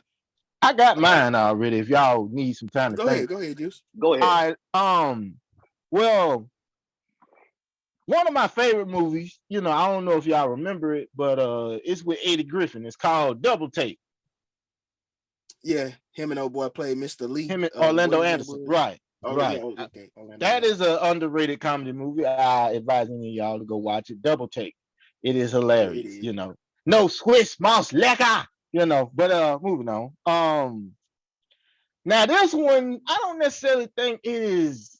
To me, it's not underrated. Maybe because I acknowledge it, but I do realize, you know, because of this next person's career, it can get overlooked. Chris Tucker, and the movie is Money Talks. Dang. Money Talks. Because a lot of people, when they think of Chris Tucker, they usually go to Friday and Rush Hour. Money Talks is usually like the third, you know, that's when you kind of go in your bag with Chris Tucker. And the last one, it's funny because I was gonna say one ahead of this, but this one actually is underrated. Martin Lawrence. Now, when you think of Martin Lawrence, what's the first movie come to your mind? Bad Boys? Bad Boys, right. And then that's followed up usually with Life. And then the next one may be followed up with Big Mama's House. You know, and what I was going to say was Blue Street. But one came to my mind actually this morning that I had to put in here. I don't know if y'all ever watched this, but A Thin Line Between Love and Hate. Oh yeah, for sure. I watched. Okay. That is an underrated ass comedy. So those are my three. And I have two honorable mentions if y'all don't mind. Can I get them off right quick? The legendary John Candy. He has two underrated movies. One called Summer Rental, and the last one called The Great Outdoors. The Great Outdoors is where he shot a bear in his ass, and the fur came off the goddamn bear, and you see his bare ass running through. It's funny as hell. Y'all just got to go watch it. You know, he was running big bear, wow, he shot the motherfucker. But anyway, y'all go ahead. Shit, if I could, go ahead, man. I'm gonna go with damn, I kind of already lost it that fast. But I got like my first one.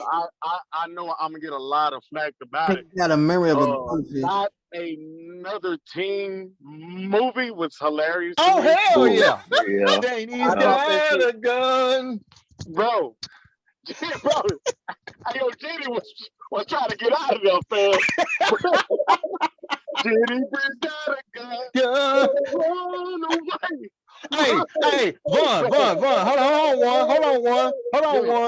on, one. Vaughn, ain't it ironic that his brother play in that movie? Oh, no. He's got Damn, that's whack. I got it, man. Everything. My other one that I love, Dave Chappelle and my boy Eddie, Undercover Brother. Okay. Was my shit. I love that. And for my third one, I can't remember the name, but y'all know what I'm talking about. The only movie that I have seen that they speaking like Chinese, but they Kung Fu Hustle. Kung Fu Hustle. I already knew what you about to say. Y'all already, When he shot old girl and did the little.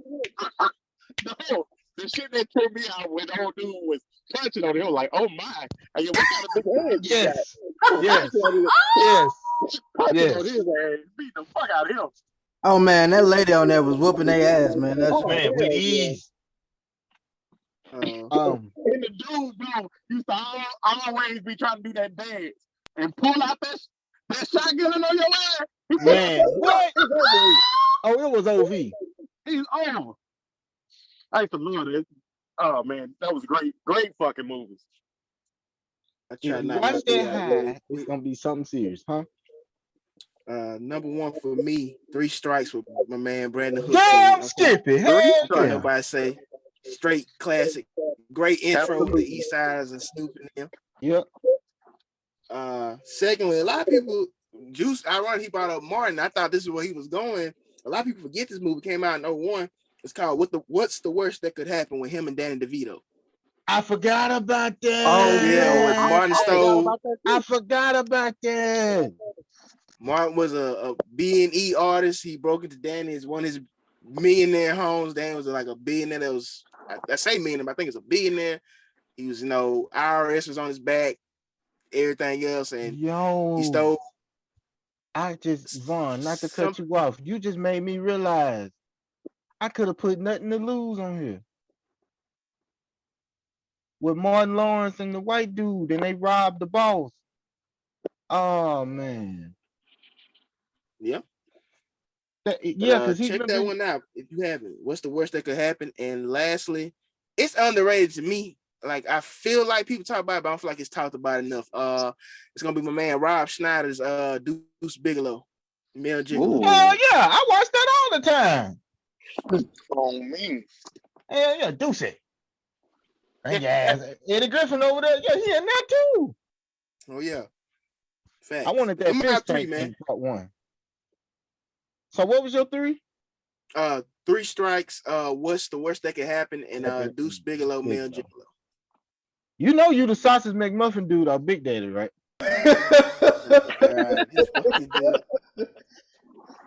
Bring back the steak and egg cheese bagel. Oh my God. Oh my I will don't keep do sending. Do not do it. Chance the Rapper. No. Moreno? Well, I'm gonna go with Top Notch. I feel like not a lot of people have seen it. It's my man Adam Sandler and Damon Wayans in Bulletproof. Yeah, Skippy! Yeah. You will always be my bodyguard, Keats. That's my shit. That's my shit. I love that movie for sure. Hell yeah. I think a lot of people haven't seen Major Payne. Hey, man, that's my favorite movie. Boy, you haven't, something wrong. Come on now, man. Now here we are together. Yeah. I brought up Major Payne before, and people are like, "Which movie is that?" And a lot of people don't realize that it's a Wayne brother.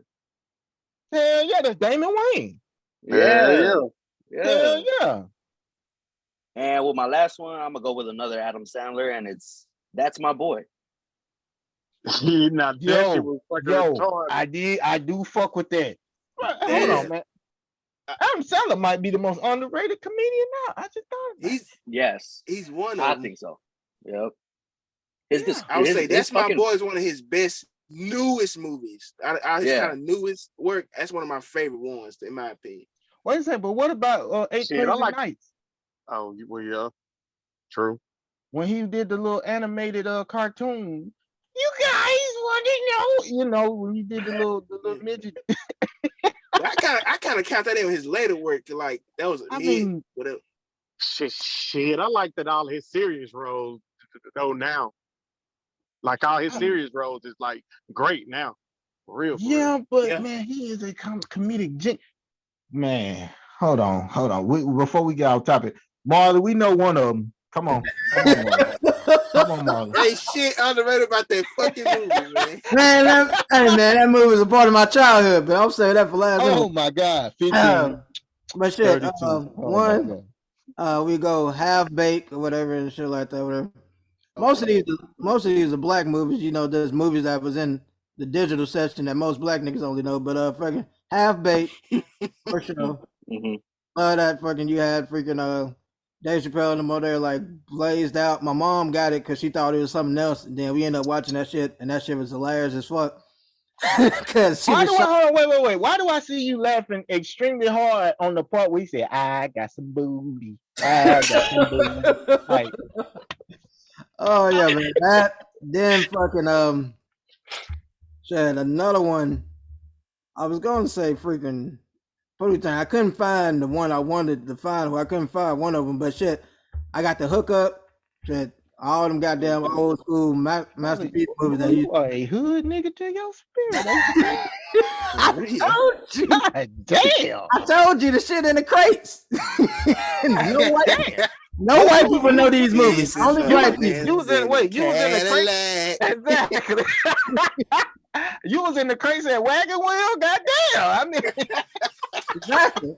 You can't get these shits for nothing but the barber shops. oh my God. You don't want to know the movies me and Bob was seeing our barber getting so they don't take a number now. Hey, feel let me get that. Y'all so ignorant. Yeah, man, like it then, for sure, man. I'm a big on the Ice Cube movies, but one of my favorite, man, don't. Oh my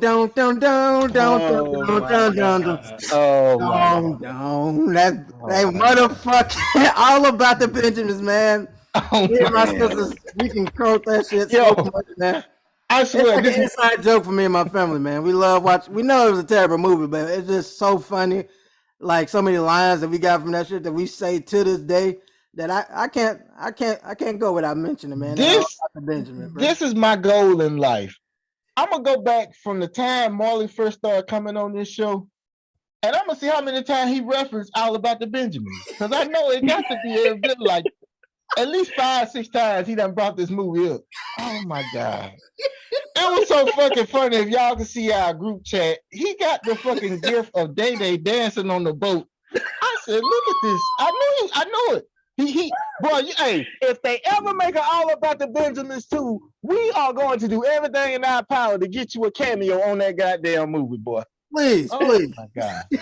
Oh my God. Oh my God. But yeah, book him. Come on now, man. Oh my God. My man told my man he had a 5 head. They said that nigga movies on that shit. Man. Before we get off this topic, I just want to throw in some extra ones if y'all want to. Y'all can. Hey, I don't know if y'all. Can I mention one before you start that? Oh hell yeah. Yeah. Marley over here reminded me of it, and I kind of feel bad that I didn't mention it earlier. How high? How high was it is. See, I'm so disappointed in part 2. That's probably why I didn't mention part 1 because they shouldn't have did part 2. Just no. That shit was. Shit, I ain't gonna waste my time trying to watch part 2. Fuck that. But the first one alone was pretty good. Absolutely. Shit. First one was off. Oh yeah. I got a couple of them. I would go with okay. 3 Strikes. I used to. Oh, Vaughn already mentioned that. Oh yeah. What was that? The Wash with Snoop Dogg. Absolutely. Yeah. Absolutely. That was fucking hilarious. And for some reason, I still like that. I got like the 40-year-old version. That shit be fucking dumb as fuck. That shit be hey, yo, Andy, your nuts will be drained by the end of the week. Yo, to the people out there, Kevin Hart is in that movie. Bro, that was like. Yo. Oh shit, Soul Plane. I forgot to mention that. Soul Plane. Hell no. That ain't underrated. That's rated right where it need to be. Trash. You need to take that like Soul Plane. That shit hit, man. Man, you need to take that out your crate and throw that in the garbage. It's over with. That shit was a barbershop classic. No, Vaughn. Barbershop was a classic. Soul Plane was a piece of shit. Hey man, my man Kevin Hart said it still holds the record for the most pirated bootleg movie in the history of all. It does. If you went in your barbershop in your neighborhood bootleg man and I had that in the crate, you had to tell him get the fuck out. You got to go. He would have never been in my. He would have always been in my shit. I was like, don't put that shit in your collection. I'm gonna throw out a few. I don't know if y'all big on Danny Glover and Joe Pesci, but they got a movie called Gone Fishing. That is a classic. You need to check it out. 2 old dudes. They just get into some wild shit. You just got to see it. Gone Fishing. My second one I want to throw in there. I mean, come on now. We talking about the most legendary funny family ever, the Wayans. We got to go with Mo Money. With Damon Wayans. I thought you were gonna go with the Lowdown. I mean, yeah. Low Down Dirty Shame is a classic. I mean, bro, I can name damn near 5 movies from them alone. More Money, A Low Don't Be a Down Menace. Dirty Sayin, Blank Man, Don't Be a Menace. Don't Be a Menace. Don't Be a Menace, Scary Movie, the original one. I mean, man, it's so many of them, man. So many. So yeah, those are a few that I can think right offhand. Anybody else got something to say? I don't know. That's about it for me. All right. Well, without further ado, I think it's time. It's time, Brother Marley. When my heart has been broken and I'm climbing the walls, I need a man who will make house calls. I need a love doctor. Yeah, y'all. We back up in this thing, and this once again is another fine edition of the Love Connection. To all the players out there, what it do, what it do, what it do. And to the ladies, you know what time it is. Without further ado, we got a special guest in the building. Ladies and gents, make sure you show some love for Reno with the motherfucking lingo. Ladies and gentlemen, Reno, how you doing, sir? How you doing, sir? I am doing splendid. How are you doing? Right. Well, you know. Splendid. I pulled out my dictionary real quick. I mean, you can kick back and relax here. You don't have to act like this is Jake from State Farm type call. You know what I'm saying? This is the Love Connection. Come on now. To my players, Love Doctor. To my players, I hear you, Petty. Brother Whiskey. What's up, Love Doctor? All right. And just usually the part where we can't get him to say 2 words, but Vaughn, are you still with us? Got whiskey dick in the joint. I'm still here. Just trying to get this top off. Go ahead. Well, first of all, that's why you're trying to get that top off. That's the real truth. But one, it don't matter. This is the segment that we really don't want him to talk that much because every topic you say, he somehow bring it back to that goddamn bag. So I'll be happy when he has what's to say in this topic. That is true. You don't be like that, man. We find out some more information that we didn't want to know. As always. Well, fellas, without further ado, can we jump in this thing? Oh yeah. All right. Well, the Love Doctor. I'm gonna start it off slow, but then we're gonna crank it up because I know how y'all do. So here it is. I do have a couple of questions. Oh, okay. If you don't mind, Brother Whiskey, come on with it. I would love to hear everybody answer to it. I was gonna ask y'all, have you ever doubled back to a relationship? Why or why not? Now, when you say double back, do you mean go back to an ex? Yeah. Absolutely. And I mean, you said why? Yeah. Because during the time that me and my ex had broken up, we were younger. So, childishness and maturity wasn't at a certain level that later on it would be. So once we got to a certain age and, life had started to kick in, we started to realize, hey, we got a lot more in common than we did back then. When you in that teenage love phase, shit just all over the place, You really don't start to establish a baseline on where you at with people until you kind of get out of school and, you start getting into some shit, get your own place, you start knocking up 3 women at one time almost, Right, absolutely.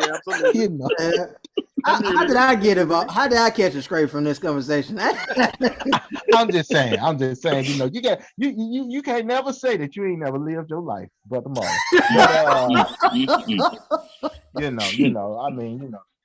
Things of that nature. You go through a couple pregnancy scares and shit. It make you a better person. Absolutely. So, that's my answer. I don't know about the fellas. You got to get their input. Are you anybody else? Yeah, I'll go. If now I understand the Love Doctor was talking about you know, teenage love, like high school love. But if you're a grown ass person, you know, like in your 20s, my mama always told me one thing: once you throw a pair of shoes away, you don't go back and pick it up. Okay. Even if they was Jordans? Look, if they falling apart, they can't hold it together. I don't think I could keep them on my feet anymore. Take them to the shoe fixer. To the shoe fixer. I know we got a love doctor, but we ain't got no shoe fixer around here. Talking about a cobbler. I think Adam Sandler made a movie about that too. Oh yeah, he did. Hey. See? Thank you, brother. Thank you, brother Peggy. Thank you. Well, there's a will, there's a way, you know? Oh man.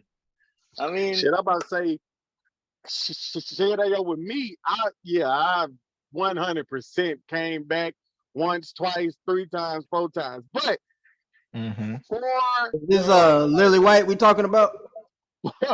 Oh wow. Fuck you, Marley. Anyway. You're like, I can't do this to my race, but I gotta come back. Coming back. Here's the problem I had, because I had a lot of friends who was whores. I mean, some of the grimiest, nastiest motherfuckers that you ever heard of or ever known.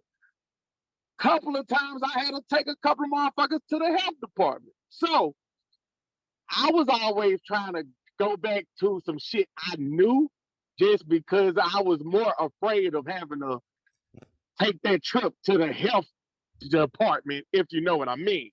So absolutely, it was more so about that. It was safe for you. That's what you're saying. It was safe. You know. Even though, in other words, 9 times out of 10, they probably was still talking to somebody else or fucking with somebody else. So it probably wasn't as like great as I thought it was. It just wasn't. But up in my head, I thought it was gonna be like a safer move. So yeah. In other words, ladies and gentlemen, he ain't trying to catch no crab, and I feel him on that. So Vaughn, you know, was the drink good? You ready to answer? Oh no, man. Man, my experience, no. Fling or some good pootie wop, absolutely, but just like a concrete, solidified relationship, no. I mean, probably because you were trying to eat their ass, and they were like, "Hell no, get your nasty ass away from me." I mean, I'm just gonna keep it real. I'm just gonna keep it real. I mean, you know, the thrill is gone with your ass, and you eating ass on the first night you meet a bitch. I mean, come on now, you know, you peeing on them, and then that would happen one time, sir. Hey, I know your cousin. Hey, I know your cousin. Bitch, get away from me. Every time, from now on, when I come home, if I see a bitch that I know and I ain't seen her in a long time, she say, I know your cousin. I'm cussing her out right there on the spot. I already know what time it is. Nope. Bitch, get away from me. No. I mean, for me, my short and quick answer would be like, just like fucking with mom was hitting on a little bit. Like, yeah, I go back to them, not relationship wise, but like because I knew it was an easy hit that I can hit. Just said I know I can get that still or whatever. Or to be petty, because I knew like one chick or whatever shit, she had she was going through a lesbian phase, and I just wanted to prove that she wasn't really a lesbian, which I did. So yeah. Was that one of the 3? I need to know. Yes. Wow. Oh wow. So you would have been around here like Young Joe. My girl got a girlfriend. God damn, boy. Wow. All right, and I got one more question that I was gonna ask y'all. Is there a red flag for your partner being friends with her exes? Hold on. Say that once again. Do you think it's a problem for your partner being friends with any of her exes? Hell, motherfucking yeah! Unless it's a baby daddy, that's it. What the fuck y'all friends for? If y'all friends, y'all should have been friendly fucking and being together. Cause I ain't got time for all that. I ain't got time for all that. But we just friends, bitch. You can go be amends and get together. Cause I'm not. No, we're not doing that. We're not doing that. Because the moment I say me and my ex friends, she gonna have a problem. And that's exactly what I was gonna ask you. Now, if it's reversed, because see, I like bro, I'm pretty cool with everybody that I talk with. Like every relationship I've been with, I can have great conversations with them and every damn thing. I can have a conversation with them, but I can't just be too friends. I mean, listen. Can we be cordial friends? Of course. But we talking about what level of friend? Just like to the point, they got your number, they can call you and y'all can have a conversation. No. I ain't got no kids. I ain't got no kids. Reno? Damn, no. Fuck no. He say he trying to get You telling me you're gonna be friends with the guy that seen you naked too? No, I'm selfish. That's mine now. I get a damn phone call in the middle of the damn thing. Okay. I'm gonna say you telling me the person that saw you naked too? No. Exactly. The hell? He knows you inside and out. No, man. Get away from that. For me, like I can't be over being two faces. I would have to say I have no problem with it because when freaking me and my wife first got together, I was still talking to some of my exes and wanted to be friends with them, but like it was something that couldn't. It was a either or, and I chose my wife over that. But yeah, but for me, I have no problem with it because like I said, shit, whatever gonna happen, fam. Like trying to keep them away from people, whatever, you that kind of person, shit gonna happen regardless if that's what they want to do. I'd rather find out early than be 3,000 years later and then find out that you still this nigga on the side. I could have been put my time and energy to somewhere else. So I have no problem with it because like freaking one was saying, shit, I'm friendly with everybody that I ever talk to or whatever. Like shit, I have no grudges against them, so and they have no reason to have a grudge against me. Shit, the shit didn't work. We was kids. We was over here trying to do other different shit. So there's no grudge or no bad feelings there. So I wouldn't have no issue with that. Because like I said, the only worst scenario is what? You go back with that nigga and now I can go out here and do what I was doing anyway before. I see no wrong in that. I'm good with that outcome if that would happen. Okay. Absolutely. I mean, man, it'd be nice, have a piece of friend on the side if you get my drift. But no, we ain't gonna do that. Everybody done answered? Yeah. Yeah. Okay. Well, without further ado, y'all ready to get this thing cranked up? Oh yeah. All right, here we go. I'm gonna bring back something we used to do. What would you rather? Y'all ready? Oh yes. All right, man, here we go. Ladies and gentlemen, the shit's about to hit the fan. Next is anarchy in the arena. Oh my god. I'm gonna start out light. Here it is. Would you rather skydive from a plane or bungee jump near a shark-infested ocean? Y'all got the flow. Skydiving it is. I heard skydiving. What was the other two? Bungee jump near a shark-infested water. I'm skydiving. So you just jumping out the plane? Hell yeah. Jumping out that motherfucker. I got a chance to live. You over here talking about, first of all, you said water. First of all, I'm bungee just about that shit. That rope snap. Not only I gotta worry about the sharks, I gotta worry about trying to swim out that bitch. So I mean, I ain't gonna lie. Oh, go ahead before I say what I say. Go ahead, y'all. Moreno. Oh man, nah, man. He said I gotta worry about swimming. Jeez, aren't you in the Navy, bro? Yeah. What? I stayed a whole extra month behind because of that. I stayed a whole month extra. Bro. I stayed a whole month extra working on that shit too. Oh man. Lord have mercy. What type of shit is that? That is like that. So Reno, I take it you going in the shark infested ocean. Nah, I'm skydiving, but okay, you. He just wanted to put that 2 cents in there. He just showing his whole ass on this episode. Last time we had on here guest, y'all, he was all Midas and shit. I want y'all to go back and listen to that first Reno episode and see. This is the nigga I worked with right here. This is the nigga. okay. One, what you doing, G? Shit, I'm skydiving, fam. Shit, I ain't gonna have that damn cord to snap on me. I can't swim. I'm gonna be great. I'm gonna be some good ass. Hey, yo, lunch. Hey, yo, for them shorts. Hey, I'm all right. I'm not even gonna lie. What I keep picturing, I'm a skydive because I keep picturing something like our deep blue sea. I bungee jumped, and all of a sudden I'm like, yeah, I made it. Then the shark just come and grab my ass, snatch me like Samuel L. Jackson. I don't want that. No, I don't need it on my life. Hell no. Yo ass river, all you is bait on a hook at that point. Right. All right, y'all ready for the next one? Oh yeah. Here it is. Let me see. Which one do I want to? Let me see. Oh, okay. You know, I got this off. Vlad TV. Shout out to him. Here it is.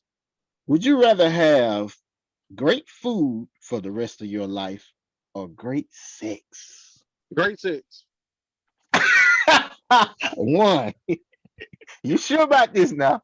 Bro, once again, all I just need is a little bit of salt on the food. I'll be able to. Oh my God! Here we go. You said salt on the booty? Salt on the food. Oh my God! Oh my God! Oh my God! I said, God damn, I do not want to ask this question. I do not want to ask this question, but you was not using that lemon tangy sauce on ass. But you know I just thought he said salt on booty. I was like, do you not tell me you was using that damn packet of salt? Picture this though. You know how like you take shots and like people like lick salt off certain like I seen somebody lick salt off their finger. Let's say with your girl and you on one of those exotic ass vacations you like to take and shit. You somewhere, y'all having a good night, that ass is up in the air. You take a shot of tequila, you lick that salt off a crack of her ass. Boy. Oh my God. Look, first of all, I'm not putting the salt on the crack of her ass. Why would I do that? On her butt cheek. I would be cool with having it on the cheek. We're not putting it right in the crack. Oh my God. Oh my God, man! It was coming. I knew it was inevitable. It was just a matter. That's what he said, but it was a matter. I'm sorry, continue one. So hold on, before we go. So when your girl be talking to you, all you hear one ass, one butt. Of course not. Oh my God! Oh my one continue. Oh my God! Oh my God! Y'all got the flow, man. Oh, I'm going food all the way, bro. I'm full food. I'm a full-on foodie. I love food. Like shit, everywhere I go, like that's one thing I've been happy about. Like shit, the couple places I've been in the Navy, me and the wife, we immediately go find out all the unique food places we can go to or whatever. So I can't give that up. Sex. Well, compared to mind-blowing sex, I mean the greatest sex every time. I mean, I gotta agree with Mark. I gotta take the food, man. Like, don't get me wrong. And that's coming from me. That's coming from me. That's coming from that me. Means Get that sick in. That's coming from me. But because at the great sex, what you want to do? Either drink, smoke, or eat. Yeah, I used to do all three at one point. I mean, but that's your inner Milton come out, and you do eat an 8-piece on a regular day. So sometimes I won't even wash my upper lip. Oh my God! No. So you got a whole. So you got a whole boo-boo fettuccine mustache up there just sitting. Oh no. Let me tell you, if it wasn't Winnie's, go to Dude, Sonic. why do you let him lure you into this every time? I didn't lure shit. I didn't do this. I didn't need this information. I didn't need the image in my head. He did this. Nasty motherfucker. Be like, yes, man. Can I get a number 2 tots, no fries? Sometimes it may be good, sometimes it may be shit. A cherry limeade, 12 boneless habanero honey barbecue wings. Bro, that's the whole wait. That's the whole left side. That's the whole left side of the menu. Why are you getting the whole habanero left nuggets? side of that menu? That's the whole left side. Why are you getting the habanero nuggets? All you missing is a frosty, nigga. Goddamn wings and that shit. Yo, this nigga said boneless wing. Man, Yeah, you don't be getting habanero nuggets. No real nigga. Put the bones in, boy. You know what I'm saying? I was hungry and I ain't had time to go by the bones, so I just picked the boneless chicken with the fork. You know, I like both, but when I'm in a hurry, I prefer you and Marley got to be two of the most proper eating niggas I ever heard. And Magouda cheese and boneless wings. Oh, boneless bone-in wings take more longer. Hey, I just got done, jumping in some back. Okay, let's go.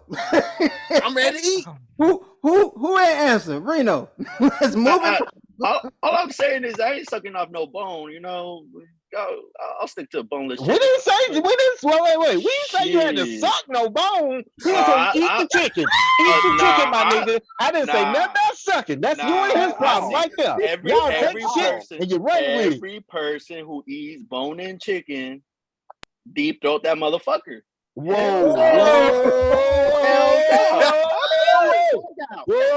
I don't know what y'all I don't know how y'all doing it over there in Diegoville, but they ain't going on over here, goddamn.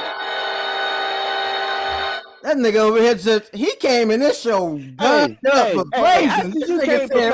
You can't prepare for blood. I see. This nigga said everybody eating chicken, sucking off.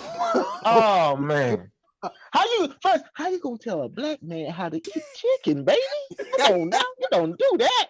What you talking about? They love chicken just as much as every meal. Yeah, that is true. Yeah, hey, I see a lot of y'all in Popeyes too. Hey, I ain't gonna lie. You got damn right. Hey.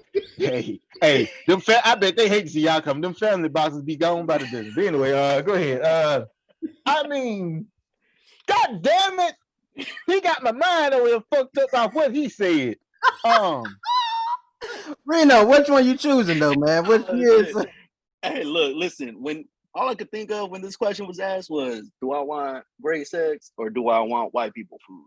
I'm gonna keep some good food in my life. I'm gonna go with food. One, I am your brother. I am your brother in everything. I'm gonna choose the fucky. I'm trying to get my nut off. You know what I'm saying? I'm trying to get in there. He, and I can deal with some average ass food. Huh? At some point, well, I know you said lifetime. You won't be all baby no stroke like you used to. You still eat. Mm-hmm. Pause. Just because you having troubles with your stroke, so now you got to supplement to eat ass. That ain't got nothing to do with me. That ain't got nothing to do with me. Nothing to do with me. Dick has always been enough over here. I don't know about what you got going on up in there. So man, you get to your 60s, almost 70, and you ain't over here. Marley, I'm gonna take me a Viagra like every other 60-something-year-old man, and I'm gonna go out, and I'm gonna keep fucking. What you mean? I'm just saying. And honestly, you better go back and listen to some episodes and listen to Warren and Vaughn when they were arguing. Boy, my bloodline is thorough, nigga. My bloodline is thorough. You better go ask our granddaddy. He been stroking with the motion. Hey. Oh yeah, I already know he on that. It ain't weak, mother. I don't pull out. Damn, that kind of energy. Shout out to my great granddaddy. Hey, boy, the genes is impeccable. You know what I'm saying? Come on now. I mean, they were until Vaughn deluded them, I guess. But yeah, I ain't deluded shit. They just evolved. I'm like a hybrid. No. This nigga over using ass cheeks as margarita tops and shit. I'm just saying that'd be some shit. I ain't never tried that myself. I was very surprised. Like, whoa. This just nope. My nigga. Oh my god. Y'all ready for the last? What would you? Yeah. All right, here it is. What would you rather do? 30 years in jail? Hell no. Or have your balls removed? Hell no. I got to have them. I'm doing 30 years, man. Look, I'm gonna have to make me a shank and walk around my ass cheeks tight, but I got to have my balls. Hey, one question there. Do you still get that like that net feeling like, or you don't even get that no more? You still get the who feeling? They gone, nigga. How you They get the feeling? They gone, Marlon. They gone. It don't matter if they're there. I know a lot of people that be over and say still get the feeling. So Marlon. Well, I can't tell you off experience because I have my nuts. So therefore, I don't know what feeling. I'm just saying I'm just saying what you allowing in this question. I'm trying to see what wiggle room you allow. Okay. So I'm gonna say you still get the tingling sensation that you get if you had, your loins. Oh yeah, well I'm gonna do that. I'm a little too damn small to be in prison for 30 years. Nah, that's too many years. That's what you live weights for, little nigga. Nah, that's too many years running away. I can't. They ain't gonna put my ass in the box that many times. Yeah.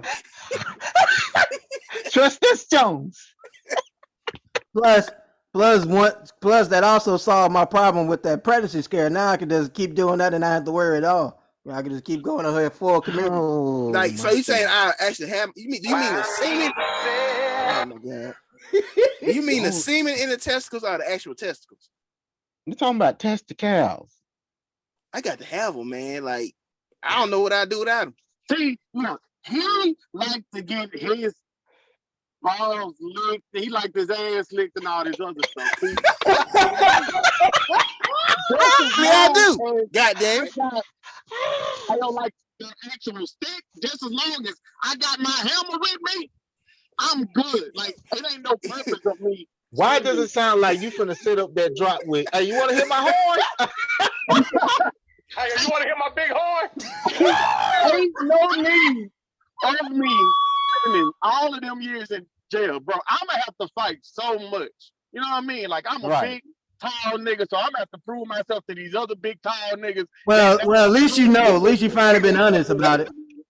You just forgot the black part, but yeah, big.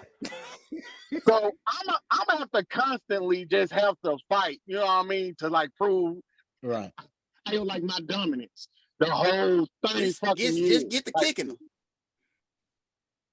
Kicking them. Yeah, that is true. You kick and kill a couple of them niggas. You wouldn't have to have to worry about the problem no more. But then it's gonna be way longer than fucking 30 years. Yeah, that is true. He would have to do. Did nobody tell you get caught now?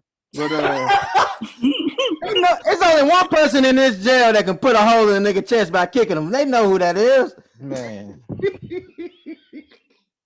Call you Pele in the league, boy. Pele. I ain't gonna lie, man. I thought about, man, hold on. Let me get Reno. Reno, what you doing? See, I'm confused because you guys sitting over here talking about keeping your testicles, but you're gonna be locked up for 30 years. What do you need them for? At that point, you can't even use them. No, it's either or. That's what you say. Yeah. No, I understand it. Like if you're telling me I gotta be locked up for 30 years, but I keep my testicles, I ain't even gonna be able to use them. Reno, you just turned 13 a couple weeks ago. You still 30 years. You still can use them, bro. You still can use them. What the fuck did you do to get 30 years at 13? Oh my God. I'm done. You are definitely Marley's friend. Oh my God. It's a figure of speech.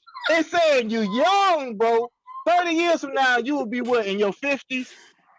I mean, yeah, but people still fucking in their 50s, bro. I understand that, but then you telling me I gotta go 30 years without it? You don't have to. Just get rid of your little Pepe. You know what I'm saying? Nah, you married, so I think they let you do the conjugal video. Yeah. Oh, really? I ain't just know they do that shit anymore. Yeah, they got rid of that. I thought they got rid of that. I thought they still got them. No, it's I still don't got. know. I ain't never been in prison. I don't plan on going. There's a couple of stories of niggas having babies while they still in prison. Yes. Yeah, that was back in the day. Back in the day, you have. they still got that shit on I can send you the article right now. This shit on Reddit all the time. Start watching A&E cable, them goddamn jail documentaries. It must depends on state to state then, because it can't all be the same. Hey, that was off the PO pussy, y'all. Pocket pussy? God damn. No, the actual PO pussy. Oh, you talking about the PO? I mean, if it's game tight, he could pull it, but. And I mean, y'all talking have about a big fucking Brooklyn. aspect. I just like to have mine the funnel sometimes. Well, hey man. Nobody cares that you want to touch your nuts, bro. Your testicles are not stress balls. All right, bro. No, I say funnel. I ain't say squeeze. Not at all. Like y'all ever made the brain? But no, hell no. Reno, this nigga over here trying to become Gumby and shit. Please choose. What you choosing, Reno? You choosing jail? Damn. I'm gonna have to go with that. I'm staying out of jail. Lord knows how I'm gonna be in there. I'm gonna be a puppet probably. Oh Lord. I ain't taking that chance. They gonna call him Caesar when he get over there. Yeah, what's up, Caesar? Oh, whoa. Hold on. I got a question though. If I go to prison, am I still illegal? And Mexican? Oh my God! Oh my! Oh my God! Oh my God, Reno! I don't know, bro. I am not your green card. I don't know. Do you finally get citizenship through going to jail for 30 years? I guess. I mean, that's like basically putting him on the set. I mean, he official now. I mean, he was born over here. Yeah, he should. He's talking about they gonna ship me back. Oh my God. Oh my God. Oh my God. Oh my God. I have no idea, sir. Boy, I wasn't ready for that one. This man is a fool, man. So Reno is choosing to stay out of jail. One, yeah. You said what you doing? I'm getting my nuts chopped off. Okay, you get your nuts chopped off. Vaughn, he said he's just gonna have to stab a couple niggas. Marlon said it ain't enough running in the world for him. So it comes back to me. I'm not doing 30 years, bro. I don't want to be around a bunch of greasy ass niggas all goddamn day. I'm getting my balls chopped off instantly. You can call me Kunta No Balls Kente, and I'm gonna figure out a way to get on hard again. And once I know I can get on hard again, I'm back fucking. So yeah. I'm out. You can enjoy, funneling your nuts in there with a bunch of testosterone around you. I don't know why, but hey, between you and your nuts. Oh my God. Y'all ready for the questions, man? Yeah. Here it is. Boy, y'all done killed him. He said it's his green. Oh my God. Here we go. All right, here it is. Things that should no longer exist once you reach middle ages. Y'all got the flow. And first we got to decide what age are we going to consider middle age? 40? 40? Yeah, 40. Okay. So what's things in your love life, in your, dating world that should no longer exist once you reach 40? What the hell was that? That was me, motherfucker. I was taking a deep sigh. God damn, it sounded like a mold. You still thinking about your testicles or something? God damn, man.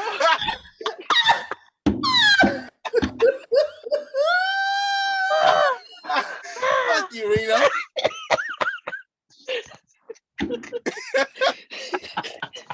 Oh man, fuck you, man. Oh shit. Oh man. Oh shit. The fuck is that? Yeah. I would think the expectations every Valentine's Day to I do the last one. That's what I would believe. Because let's say you've been with this person for years. Let's say y'all married. I'm not saying you can't do things and still show you value them, but at 20 plus years, you like, God damn it, if I ain't proved to you I love you by now, something fucking wrong. True. That's me. With me, I think one of the ones, and we could just periodically just name random shit, but games. Like there should be no more game playing once we get 40. Now I'm not talking about an actual video game console. Oh, I'm talking about I was finna revolt. I was gonna say, hell no. I know, Marley. I know, Marley. Me knowing you, we know your literal ass will take something literal when somebody say something. That's why I'm explaining. Just listen. Listen. What I'm saying is, fellas, if you're a grown ass man and you in your 40s, and ladies, if you're a grown ass woman and you in your 40s, and you know that you have a long history, your transcript reads that every other dude or every other woman you've been with, you done cheated on. It's about time that when you get to that age, you should just tell the person that you're dealing with that, hey, you're not necessarily looking for a relationship, you're just looking for a good time. That's it. Don't be around this motherfucker getting in no long-term relationship just to continuously do what you've been doing years prior. Grow your ass up. Yeah, you're 40. You should be able to tell that woman that, hey, I'm not really looking for yin, but I do want some of that yang. Thank you. Trying to go to the clubs to try to find your person. Yeah, it's about time to get that shit up, fam. Yeah, absolutely. Yeah. Absolutely. We just periodically keep naming them.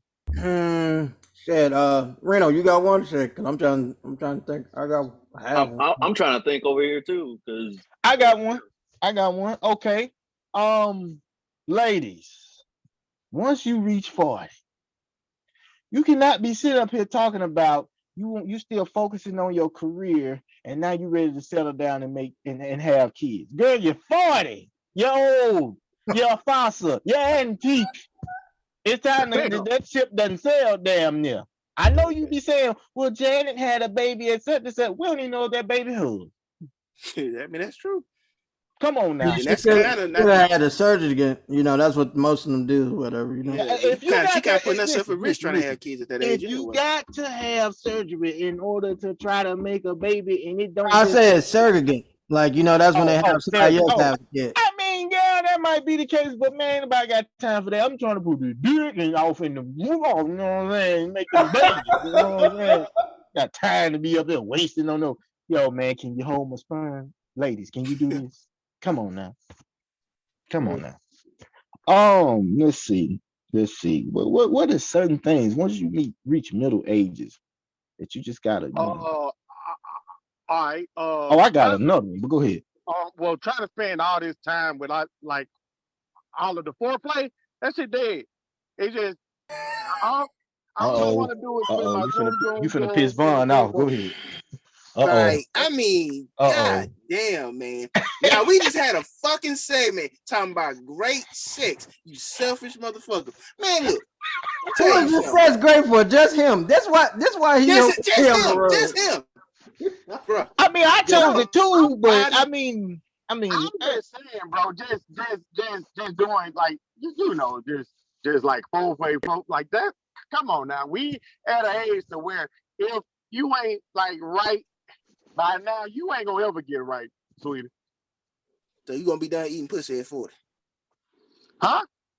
So you gonna be done eating pussy at 40? That's what you're saying? What? No, what I'm saying is ain't nobody spending that much time down there no more. Well, what if that makes your woman reach entree, a snack? He talk about he gonna have a timer. He gonna have that sand timer. He gonna flip it. Time up. Right. And when it gets to a certain point, bro, if you have one of them little goddamn taboo timers, I'm gonna be dead. This how I'm about to get him. This how I'm about to get him. Y'all check this out. Now, what if she wanted to return the favor you and you want a timer on getting head? I never cared too much about the head. Anyway. Oh, see, that's why you don't want your balls. You don't got the eggs being taken care of. See, Oh my God. I mean, Warren, you bring up a good point. I mean, not saying that I totally agree, but I mean, mine's kind of in that sense. The one I was thinking about isn't shit. We done with all the new latest moves and shit. I ain't finna be over here fucking skydiving from the roof at 40, trying to jump into a goddamn. Man, you ain't never done. Fuck that. We all know how you gonna pass, and she gonna tell me how my cousin died on top of that. Oh no, we ain't got time for none of that. We got time for none of that. I went out how I wanted to go, baby. Oh my God. I think one for me, when you reach 40, stop dressing like you fucking 25. Put on some grown folks goddamn clothes. Take that tight ass shit off. Don't nobody, man, dude, you wearing nut huggers. They are nut huggers. Stop wearing that shit. Can't do it. Shit, Ayo, you also shouldn't be to the point to where you confused about what you want, sweetie. You is at an age to where you should know who you are and what you want. God damn it. I think that's fall under the no more playing games that Juice was talking about earlier. Yeah. Well, yeah, true. Don't be with all them games. Like, no, get rid of that. Let's see. If you're 40 and if the Most High has blessed you to still have your parents alive, and me and you are in a committed long-term relationship, you better not be one of these people to where you don't make a move unless your mama and daddy tell you so. Girl, you grown. You better grow your ass up, grab your pussy, and start making decisions.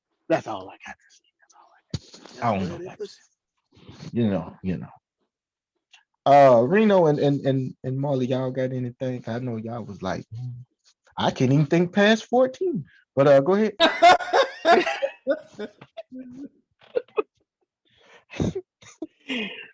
Man, I mean, I really don't got nothing, I guess. I feel like 40, you can still be young, you know, like. Oh, so you're gonna be wearing the nut huggers. I done told you about that shit. Okay. Now, first of all, you're gonna catch me outside with like some jean shorts on. That's about it. and a nice plain white beater, you know? Why do I just picture goddamn Little Joker from next Friday when you said it? Like some Dickies, fucker, you know what I'm saying? Just are you wearing sunglasses too? No more locked doors. Hell yeah. Pass the wire. I'm just saying, bro. I feel you, bro. I'm not saying that you're dead or you're a fossil, but I'm just saying it's gotta be a pristine mindset when you get to a certain age to where you're just like, yo, I'm a little too old for this shit. You know, I gotta, let me ease up. If you're 40 and you still going to the club continuously, kill yourself right now. That just crossed my mind. I was saying that shit, or even worse, you still popping up at house parties. Yeah. Oh, man. What you mean popping up at house parties? I am throwing the house party. Come through. Oh. I'm not talking about yours. Yours be cool. I'm talking about like these niggas still over here. I'm providing the liquor for the high schoolers and college and shit. If you partying with your classmates' children, leave. Leave. The problem. Yes.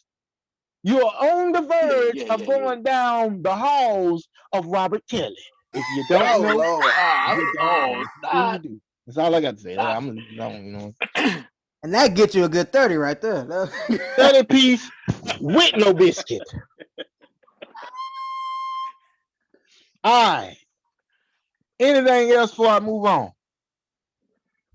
All right, I think that's it. All right, my last question. Funny question, you know. I'm gonna start off with the guests first. Y'all ready? Mm-hmm. And fellas, I'm gonna switch it up a little bit, but y'all gonna get what I'm saying. Rio. Mm-hmm. What are the do's and don'ts in the dating world of California?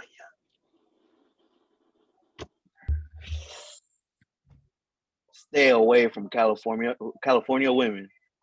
Damn. I mean, all of them? Like, yo, the dating that's not local. That's what you said. All of them. Damn. There are some crazy bitches out there, man. I cannot, bro. These women are a different breed. You want a Hispanic? Go to Mexico and pick one up. That's a good one right there. You're gonna get a good one right there. So I got to go shake hands with El Chapo in order to get a woman? Come on, now hold on, Here's you wanna feed yourself or you want somebody to feed you? She gonna make you a nice little plate and bring it to you. Bro, I ain't House trying chores? to eat no Hey, I ain't gonna lie, that dude shit do sound good though. Hey, House hey. chores? You get home, no house chores. I'm tired of rice and beans any damn way. Fuck all that. First of all, that shit flows through my blood.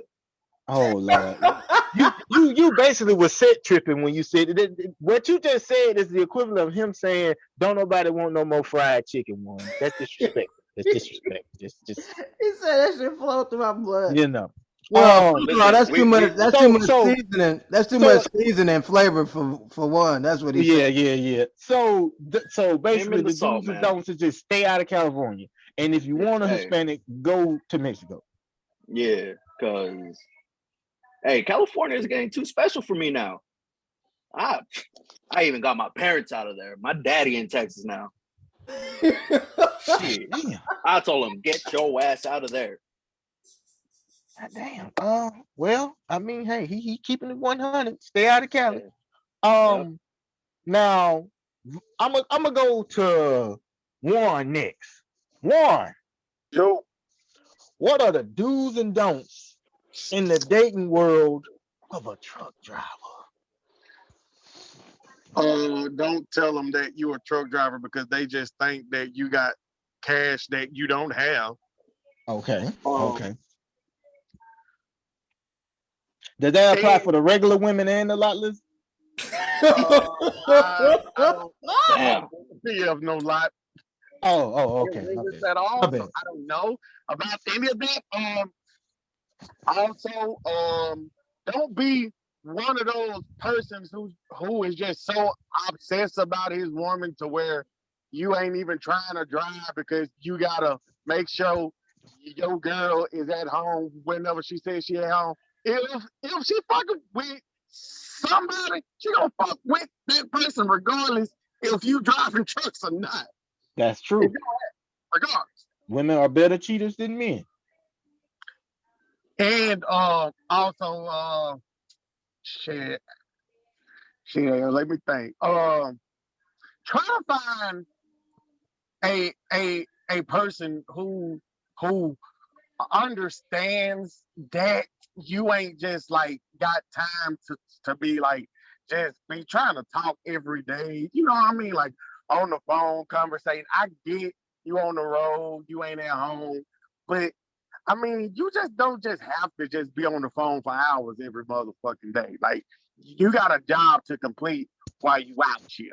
You feel? Right.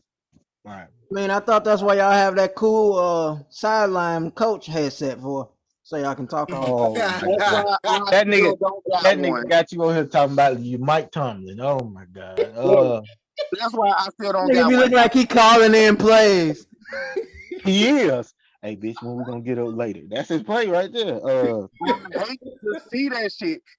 Especially when people is at home and still got that shit on. Like, bro, you ain't even like. Why the fuck you even got that shit on for right now? Like, why? Stay ready. You ain't gotta get ready. I guess. All right, T.I. All right. But yeah. All right. And I think that's about all I can think of, man. So in other words, hold on. Reno said just stay out of Cali. You saying don't be right here, tell them your career because they gonna think you just Bill Gates or somebody. Right. All right, Vaughn, you next. Okay. What are the do's and don'ts in the dating world of Mississippi? What the do's and don'ts dating world of Mississippi? I know one don't right now. They better not date you because you gonna have them doing all types of stuff. Oh my god! You put that nigga on his own list. They morals going out the window fucking with you.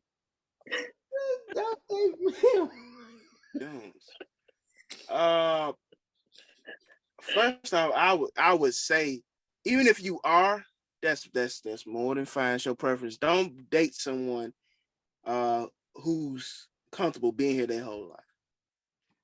That's one I think stands out. If you find somebody that's comfortable being here, make sure you're comfortable being here. You know what I'm saying? And just because you're still here don't mean your ass can't leave. That's why I say, if you have plans of navigating somewhere else or going somewhere else, you may want to avoid certain people, because some people are comfortable being here their whole life. I'm not one of them. Two,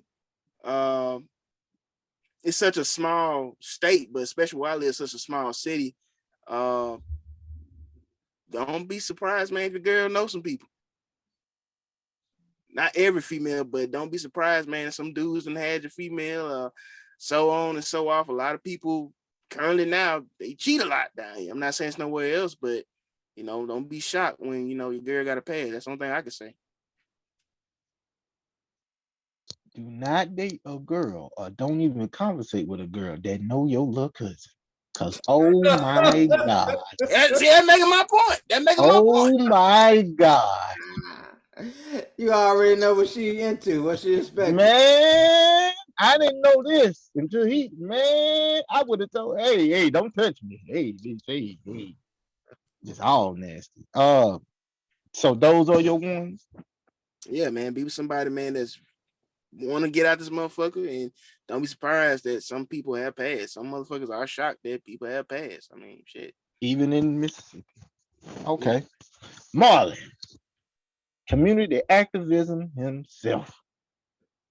What are the do's and don'ts of the dating world in the church? Not the church. Well, first of all, obvious, don't date the first lady. She already spoken for. Shit, some of them be willing to give it up. Shit, what you talking about? Oh my God. Some of the biggest freaks in that motherfucker.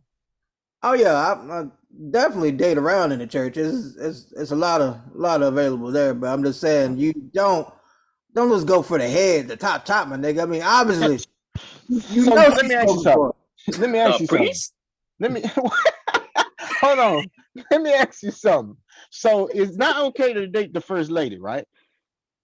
What about the first lady's daughter? I mean, if you want to get shot, but yeah. Okay. Them the biggest freaks. I mean, they are, but I'm saying, like, you gotta make sure if you're doing that one, you gotta make sure she know how to keep it quiet, and that's usually a no. So well they don't know how to keep it wrapped. So stay out of the main congregation. Yeah, the top officials, but everybody else, you can go, be free, my brother. Do what you gotta do, bro. So just raw dog all the rest of the hoes. I mean, the women. I mean, they ain't saying raw dog, and I don't know what their background's like. I'm just saying you said you could be free. I mean, hey, how free we get? I'm talking about free game, my brother. Free game. I ain't talking about being out here raw dog. Okay, I thought you were talking about raw dogging bitches. I'm trying to figure out. Some people just get off the streets in the church. They just new members. That is true. I didn't know, man. To each his own, my brother. I wouldn't say that at all. You out here gonna be over here human torching in a little while. You gonna on fire. Okay. But yeah, bro. I thought at first you was gonna say military. I had a shit ton of those, but yeah. See, that was too easy. Church. Yeah, bro. Hey, stay from them head officials, bro. Keep away from the head officials. Just do the congregation. This motherfucker right here. That concludes my questions. I don't know if y'all wanted to reverse it back on me. If not, that's cool. I got one more. Okay. And this may be globally, but please, fellas, for the sake of your sanity, please avoid any female with a diamond encrusted steering wheel cover. I agree. Hood booger at her finest. Or have them eyelashes on her shit. Yeah. That too. If she got a bunch of tattoos, she might work at Black Diamond. That's all I got to say. All right, come on.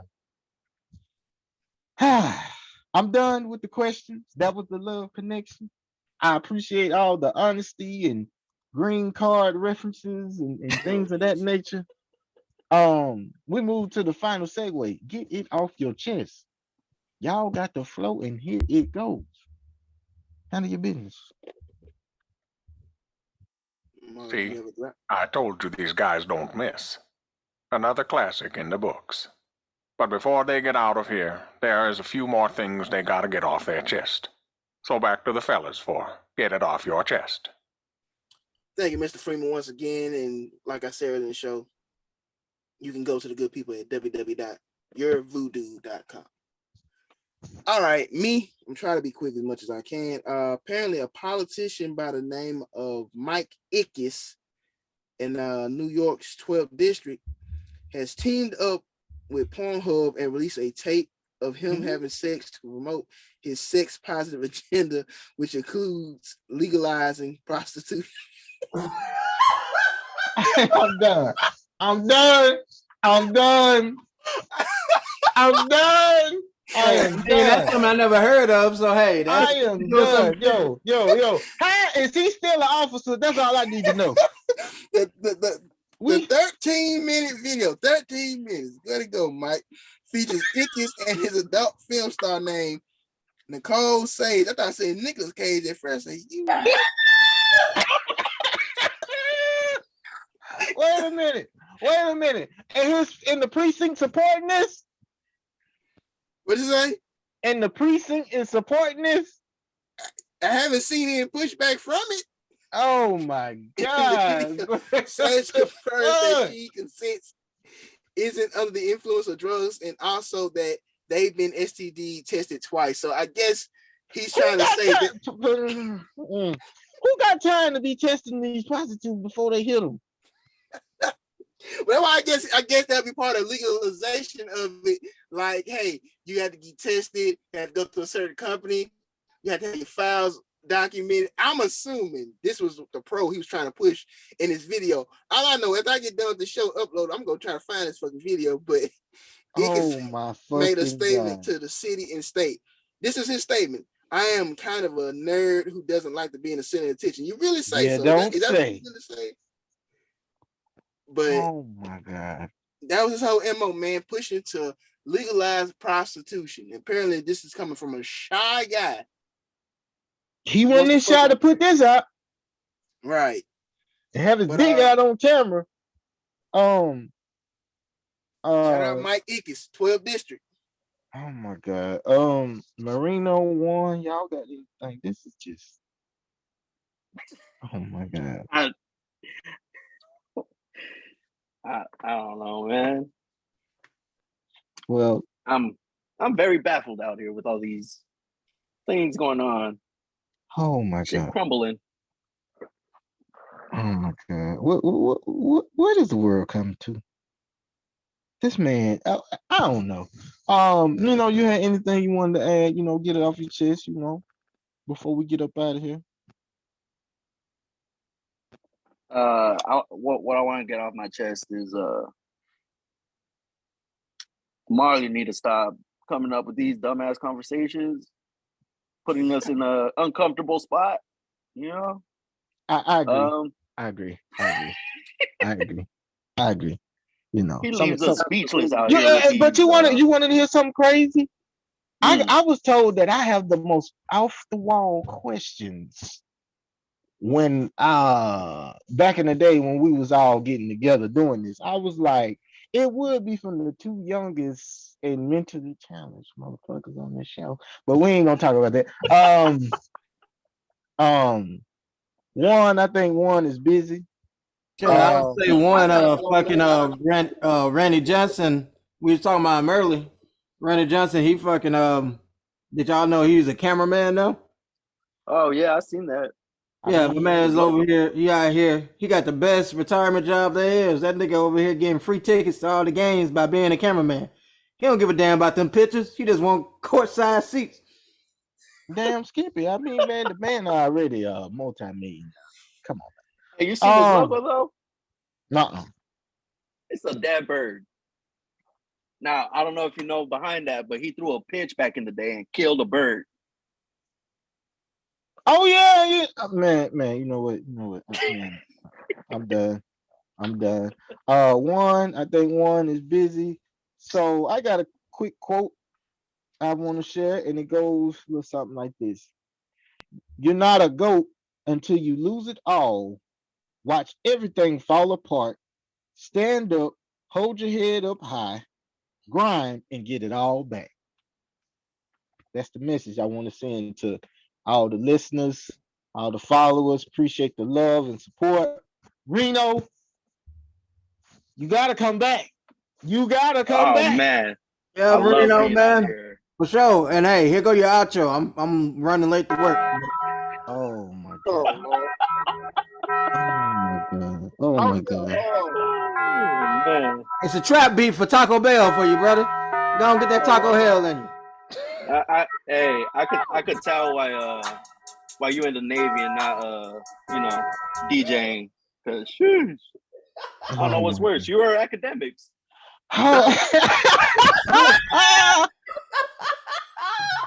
Marley Academics, yeah, that do got a little ring to it. I have a damn ring to it.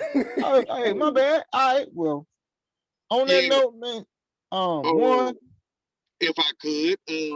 I'm sorry. Go ahead. I didn't get a chance to talk about it last week because of the complication that we had, but I'm gonna go on and bring it up again. I talked a lot about President Joe Biden or whatever, but I do want to say that I appreciate him trying to expunge over just like some thousands of people from just like the marijuana charge, and also just trying to go ahead and decriminalize. So I appreciate that. Still a hell of a lot of shit that need to be done, and hopefully it will get done. But since I always talk about the stuff he haven't done, I just want to also be transparent and talk about the shit he have actually tried to do. So yeah. Thank you, brother Juan. And also like, comment, share, and we appreciate y'all. Absolutely. Well, it's been another legendary one, y'all. I gotta end this thing, and it goes a little something like this. Tough times don't last, but tough people do. We are the fam. I'm just saying 48. Gorilla pimping, hold it down. Moreno, Yes, sir. we're gonna get you that green card. Yes. And we up out this thing. Molly, cut that goddamn bell off. We out.